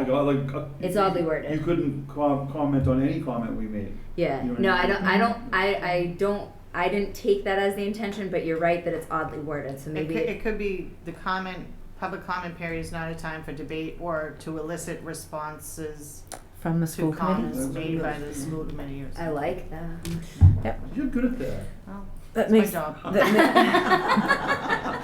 that makes more sense. That was all. I Yeah, had. to elicit a response from the school committee. That sounds really good. Mm-hmm. Give me a second. Just make a note.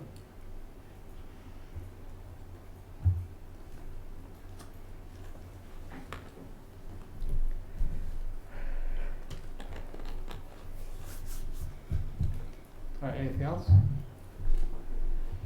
Anyone? Nope. Okay.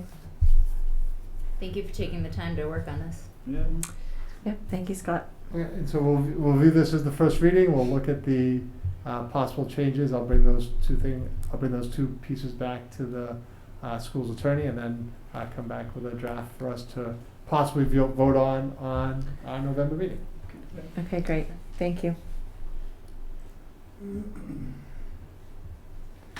Our next topic is Diversity, Equity, Inclusion Committee appointment. So as a district, we've decided to establish a Diversity, Equity, and Inclusion Committee. Ultimately, the goal of the committee is going to be to evaluate our practices through the lens of ensuring that all of our students in Carver feel included and part of the overall community. The committee is going to be made up of teachers, administrators, parents, community members, students. Eventually we're going to like that, a couple students, and we'd love to have a representative or two from the school committee. Our thought process is that the first meeting of the committee, which actually is tomorrow evening, we'll set the dates for the rest of the year. I think my thought process right now is going to be, every 4 to 6 weeks. We're going to kind of let the committee take the direction there and decide how often they want to meet. The meetings will be in the evening because we are looking to have members of the school committee and members of the community be involved. And I think it has been a focus a little bit. We started, as Meredith referenced, we started the year off this year with a presentation from a woman named Marty Dominga on inclusion practices in the schools.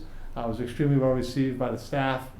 Really got us thinking about what are we doing to ensure that everyone feels included as part of the Carver community, and making sure that we're looking at that and taking steps and putting things in place to make sure everybody feels supported. And Marty's actually going to come back and do a half-day training for us in January, so we're excited about that. And so yeah, we'd love to have a representative or two from the school committee. Ultimately, I don't know if anybody has interest in joining the group. Excellent. I say Kathy does. I know that I do personally. Does anyone else have interest in joining? I think I'd also like to be on that. No. Colleen? I was interested, but you said every 4 to 6 weeks meeting, Yeah. like an hour. I was just wondering about the time commitment. Probably hour and a half. So actually, one of the things, and I'm working together with Tammy Johnson from the EACC in terms of the formation and development of the committee. So Tammy and I have had a couple meetings planning for tomorrow night, and one of the things we talked about is, we're going to actually establishing some common agreements amongst the group, and one of them would be about time. We're going to say the meeting's going to be an hour and a half, and that's it. So if it's 6 o'clock, it's 6 to 7:30. And so that's kind of our, obviously we want everybody to agree to that. I'm not going to say that's official rule, but that's our thought process, maybe an hour and a half for every 4 to 6 weeks. Stephanie, did you get Kelly? Yes. Yeah. Always the difficult thing, because I see that a lot of people are interested, is that if we do have a quorum of the school committee, then it becomes a school committee meeting. Right. And it has to follow all those processes, not trying to dissuade members of the school committee from participating, but I think it would make sense that we have 2 members participate. Absolutely. May I make a motion? You certainly can. I would like to make a motion to nominate Colleen Zanuski and Kelly Nemi to be the school committee representatives for the Diversity, Equity, and Inclusion Committee. Okay, we have a motion. Do we have a second? I'll second. Great. Okay. All those in favor? Aye. All those opposed? No. Just because I wanted to be on the committee and I felt strongly about it, but that is perfectly fine. So thank you both for stepping up and being on it.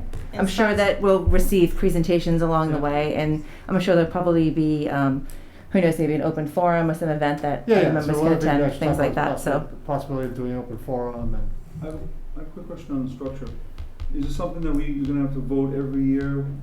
no, so the intent of this is not to be. I'm not saying the committee is not going to exist next year, but the intent is not for this to be a standing committee that exists in perpetuity.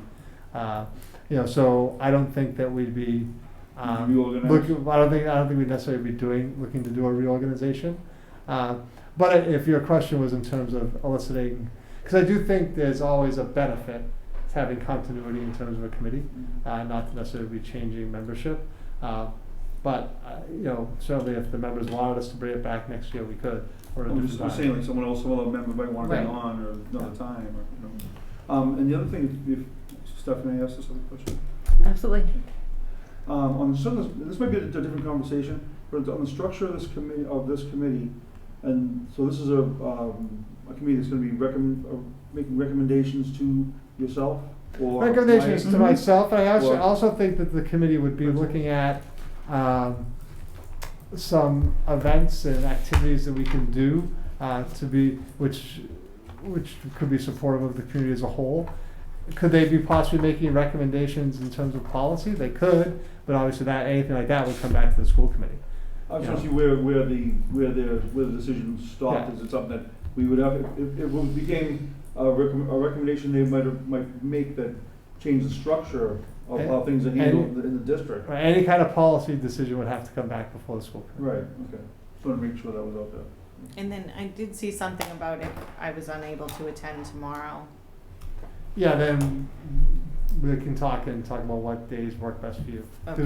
When I know there's a set meeting for when tomorrow. the committee meets tomorrow, we're gonna pick our future meeting dates and kind of gauge the committee as a whole as what is the best days to meet. Yeah, I just have a busy week. I'm going out of town on Wednesday night. Yeah. So So I will reach out to you and see what's the best day for you. okay, thank you.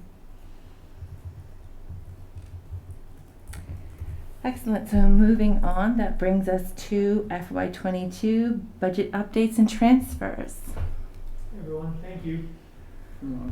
So, I'll try to be brief, but thanks. Answer certainly any of your questions that you might have. And as always, you've got the entire budget in front of you, updated to the penny, so you can see where we stand. I'll start with just your overview memo. You've got your FY22 warrants. You're looking at 3 payroll, 4 expenses. Again, it's all articulated down to the penny for you, and at the end of the meeting, I would ask that you sign the warrants, and we'll get those moving along. You have your FY22 budget update and transfers. That's the Excel sheet as well. Your first tab is just really Q1, closing out the first financial quarter. Big picture for your FY22 budget, you're tracking pretty well in terms of your expenses. There's a couple of items that I think are helpful and relevant for you on the transfers tab. Give you some highlights there. 2 of them are really surrounding special education out-of-district costs. So what we do at the end of Q1 is we encumber a large number of our costs that we can anticipate as recurring. Most of those are salaries, and that's just driven by our CBAs and our individual contract agreements for our non-union employees. The other big set of costs that we're able to encumber for the fiscal year are out-of-district costs by Q1.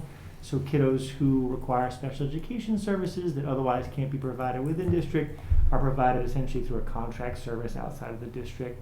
Those are typically provided through collaboratives, which are public entities, as well as non-public or private entities, depending on the kiddo's need. What you see in some of your transfers here, I'll work from the bottom actually back up, is in your secondary special education tuitions for a non-public, as well as your contract services. And then if you look at the very top of your transfers, you see your special education tuitions from collaboratives. Essentially, that's just a shakeout for where kids ultimately were placed for this year. So what we do each year back in February, March, when you guys vote the budget, we have estimates for where we believe placements are going to be it a collaborative or a private institution. But by the end of the first quarter in the fiscal year, we have firm placement positions for all of our kiddos, and therefore we have projections and encumbrances for the entire cost of that placement. So you can see we had our costs were higher in the private, which is pretty typical because private entities typically charge more, and lower in the collaboratives, and so you see transfers there to reflect that. The other thing that's helpful to keep in the back of your mind when you look at your transfers, you can see district-wide special education contracted services.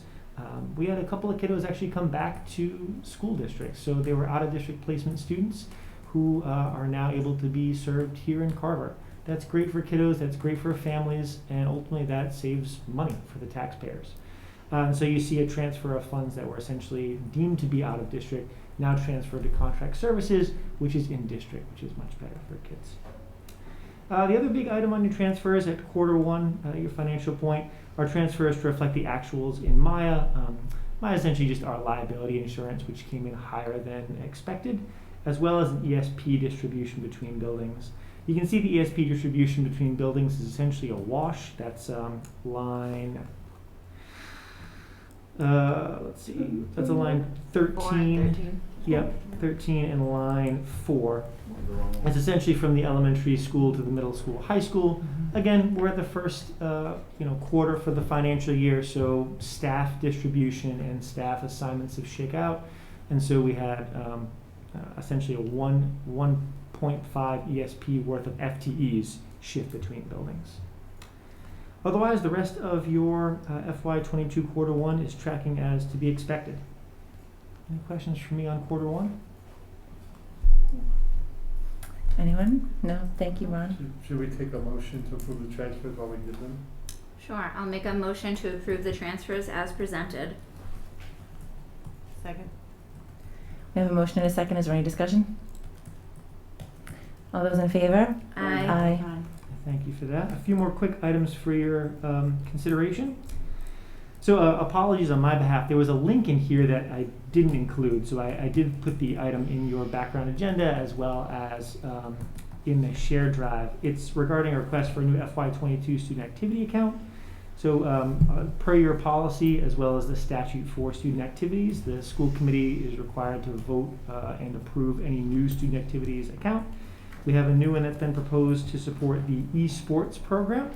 I've attached in your backup an overview of that account. It has no money in it to this point right now, but we request your approval to add that to our student activities accounts in the middle school, high school to support that program going forward. What is esports? Electronic sports. It's a video game sports. Oh, wow.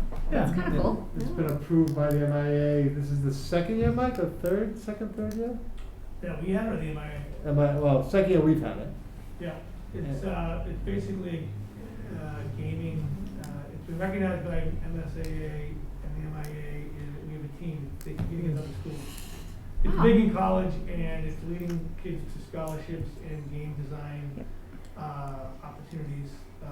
So our tech department and this department picked it up, and we have like 40 kids interested. Well, I think that's fantastic because in this day and age, I mean, I know both my kids are obsessed. So I'll make a motion to approve the new esports account. Okay, we have a motion and a second. All those in favor? Aye. Thank you, Ron. I thank you very much for that. Last couple of items. I have two grant awards that I'm happy to share with you. Excellent. First is a larger one. As part of the American Rescue Plan, FCC rolled out what's called the Emergency Connectivity Fund. The fund's essentially designed to help school districts be more resilient if we need to go to virtual learning now or ever in the future, right? So the fund has a pretty wide berth in terms of the kinds of things that are allowable expenses from hardware to connectivity, wireless, those sorts of things. Mhm.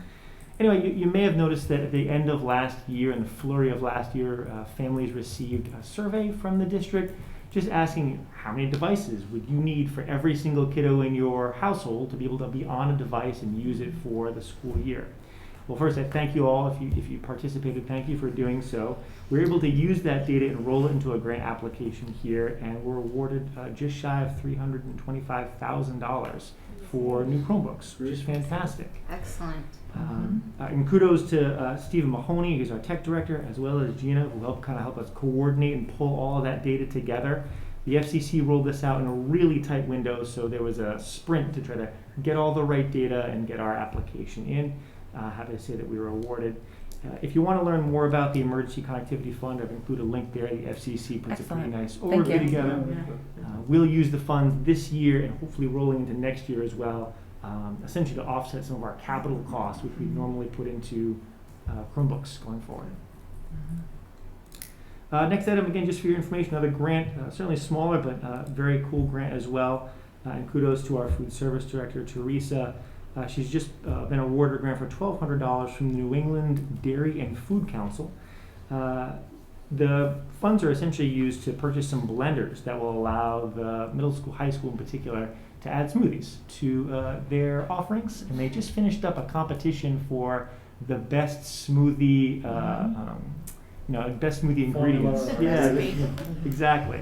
They had a tasting competition and all of that. So kudos to them. The seaweed one? There was some wheatgrass in a few of them, for sure. But they add some delicious stuff to it, so you can't even taste it. It's bad. That's good for you, you know. Power greens. Yeah. So kudos to Teresa and her team. She's brilliant with that, and a nice way to augment the program. It's funny. I ran into Teresa when I was at the school for conferences, and she told me about this, and she was very excited about the smoothie competition and about the offerings. I told her that I'd heard that there was some cinnamon rolls being served at the middle high school and it was very popular, and she said those had come in on an order in error, but she'd heard that they were popular, so she was going to look into continuing. See if they can get them in rotation. But yeah, we had a really great whole conversation. It was really nice to see. She brings a lot of enthusiasm. Food is important, and it keeps the minds fueled and going during the day. And when the kids are excited about what they're eating, it puts them in a better place to learn. And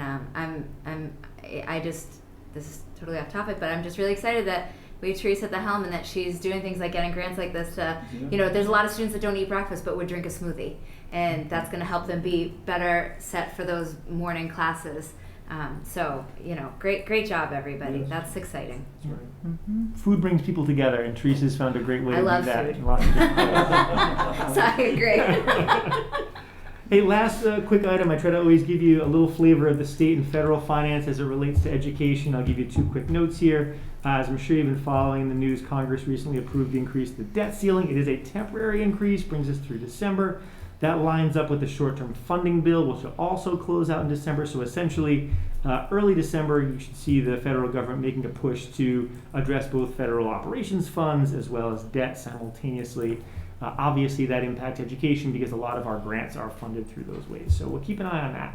Second, also at the Fed level, they're working on that $3.5 trillion reconciliation bill. Why that's important to us in education, because there's a provision there. It's about $350 billion focused entirely on universal pre-K. And so that's a huge opportunity for not just Carver, but just kiddos around our country. But that's really up in flux right now in debate. If you want to know more about the bill, I've got a link there as well. And if you have questions and are a finance nerd like me and love to know about reconciliation, I included a sort of 10,000-foot view on how reconciliation bills work. And I thank you for your time tonight. Excellent. Thank you very much, Ron. That was great. Alrighty then, so that brings us to reports from the school committee.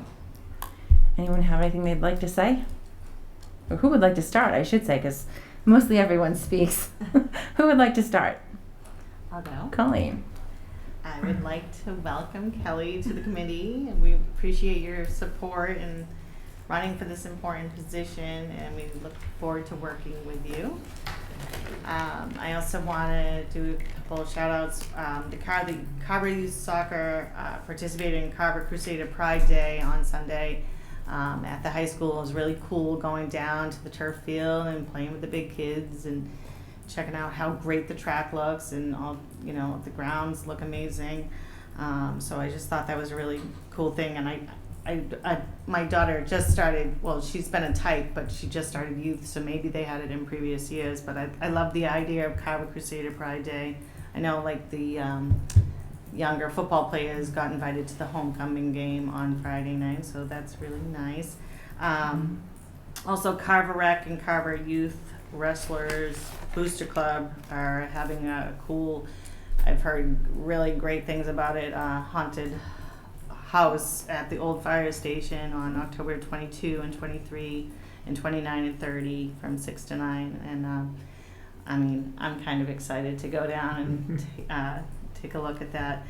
And lastly, I really think we should consider Ms. Wedby's concerns with how we can address the negative impacts of mask wearing, whether we talk to counselors at school or get some feedback from school nurses or whomever we can talk to, so that we can really address this, because it's been something that she's been wanting some response over. So I'd like to address that. Thank you.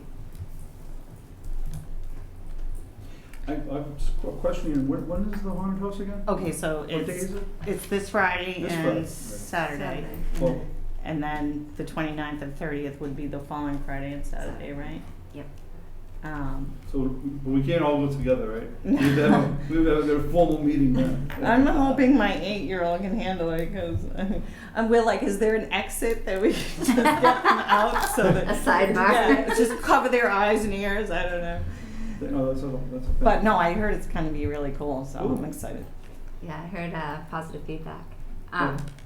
So I will, I echo everything that Colleen said. Thank you, Colleen. I also heard positive things.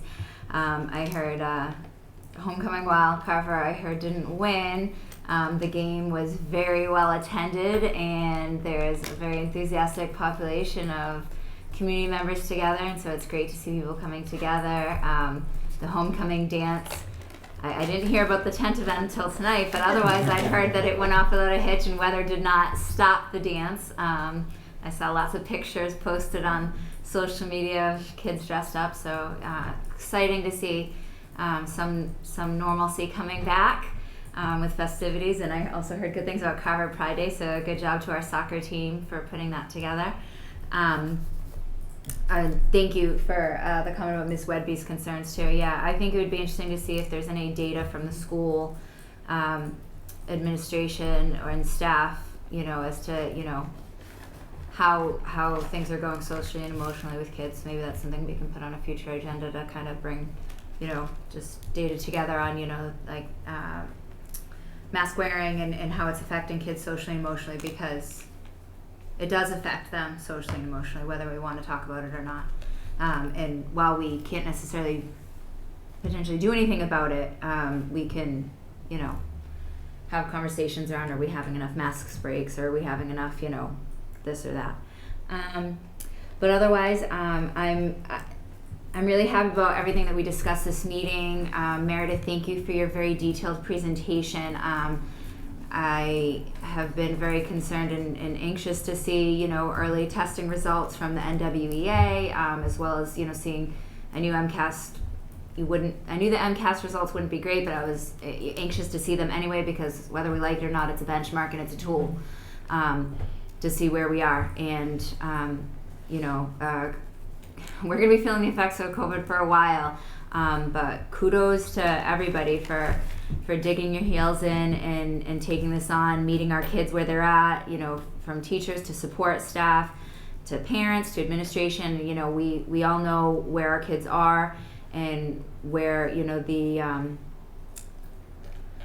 where the I don't want to say learning losses, where the unfinished learning is, and what we need to do to support, you know, our students, and so looking at how we can support our staff to support our students, I think, is really important. And I think that is a huge focus that we need to keep our eye on, and in using all the assessments and things that we have available just to see how we can get our kids on track, not just to pass an MCAS test, but to make sure that they're learning what they need to learn to function as, you know, humans in this world, especially for our upperclassmen. You know, they're going to be going off to college. You know, we want to make sure that they're as prepared as they can be. And I know all of our staff and administration, everybody, you know, that's always in the forefront of our minds, but I like that we're having conversations about it. So thank you for that presentation and for all the information. Thank you to everybody for all the work that you're doing to make sure that we're focused on unfinished learning and getting kids caught up where we can, and just, you know, forward movement. So that's all I have to say. Thank you, everybody. Anyone else? I just want to say thank you for having me and welcoming me to the school committee. I also want to give a shout out. We have a former Carver High School cheerleader who has resurrected the cheerleading program in Carver that we haven't had in several years, actually. My daughter's a part of it, Abby Earlis. She's doing an amazing job. And there's actually several other graduates that are helping her as well, which we're thrilled about, absolutely thrilled about. And I'm very excited to be a part of the Diversity and Inclusion Committee. And, you know, I kind of held back a little bit tonight just because I wanted to get the lay of the land and see, you know, how everything runs. So I appreciate your patience with me as well. And thank you very much to everybody who's been supporting the students. My daughter is actually part of the math program in the first grade that's going on currently and is thrilled to death about it.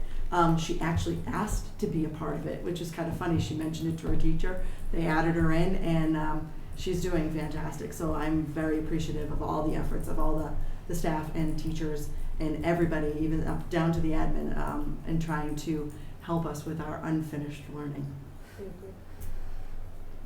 Excellent. I will say welcome, Kelly, number one.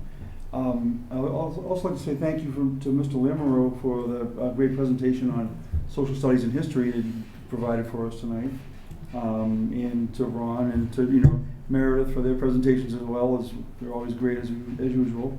I'd also like to thank our friends over at Area 58 for always being here for us and getting our meetings on the local cable and on their YouTube channel.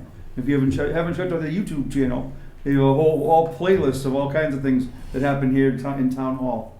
Other than that, I'll say have a happy and safe Halloween, everybody. That's it. Well, that's right, because we don't meet again till November. Wow, where is the time gone? So like I said at the beginning of our meeting, welcome, Kelly. We're all very happy to have you here. It's actually going to be one of our earlier meetings, so you're lucky. Your first meeting is ending at an early time compared to how some of our meetings usually go. I also want to echo everyone's sentiments. I so appreciate all of the time and effort that is put into the presentations that are brought to us, as well as all of the determination and effort that is put in within our district by our staff to help our students with that unfinished learning piece. And I love seeing the event calendar fill up. So I know we've had all kinds of things happening. Lots of sports are going on.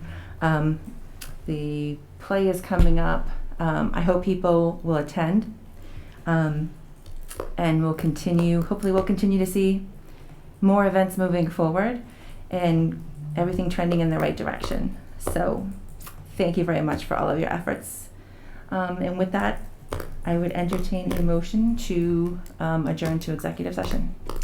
I'll make a motion to adjourn to executive session to consider a complaint brought against public officers or individuals and to discuss strategy with respect to collective bargaining and not return to open session.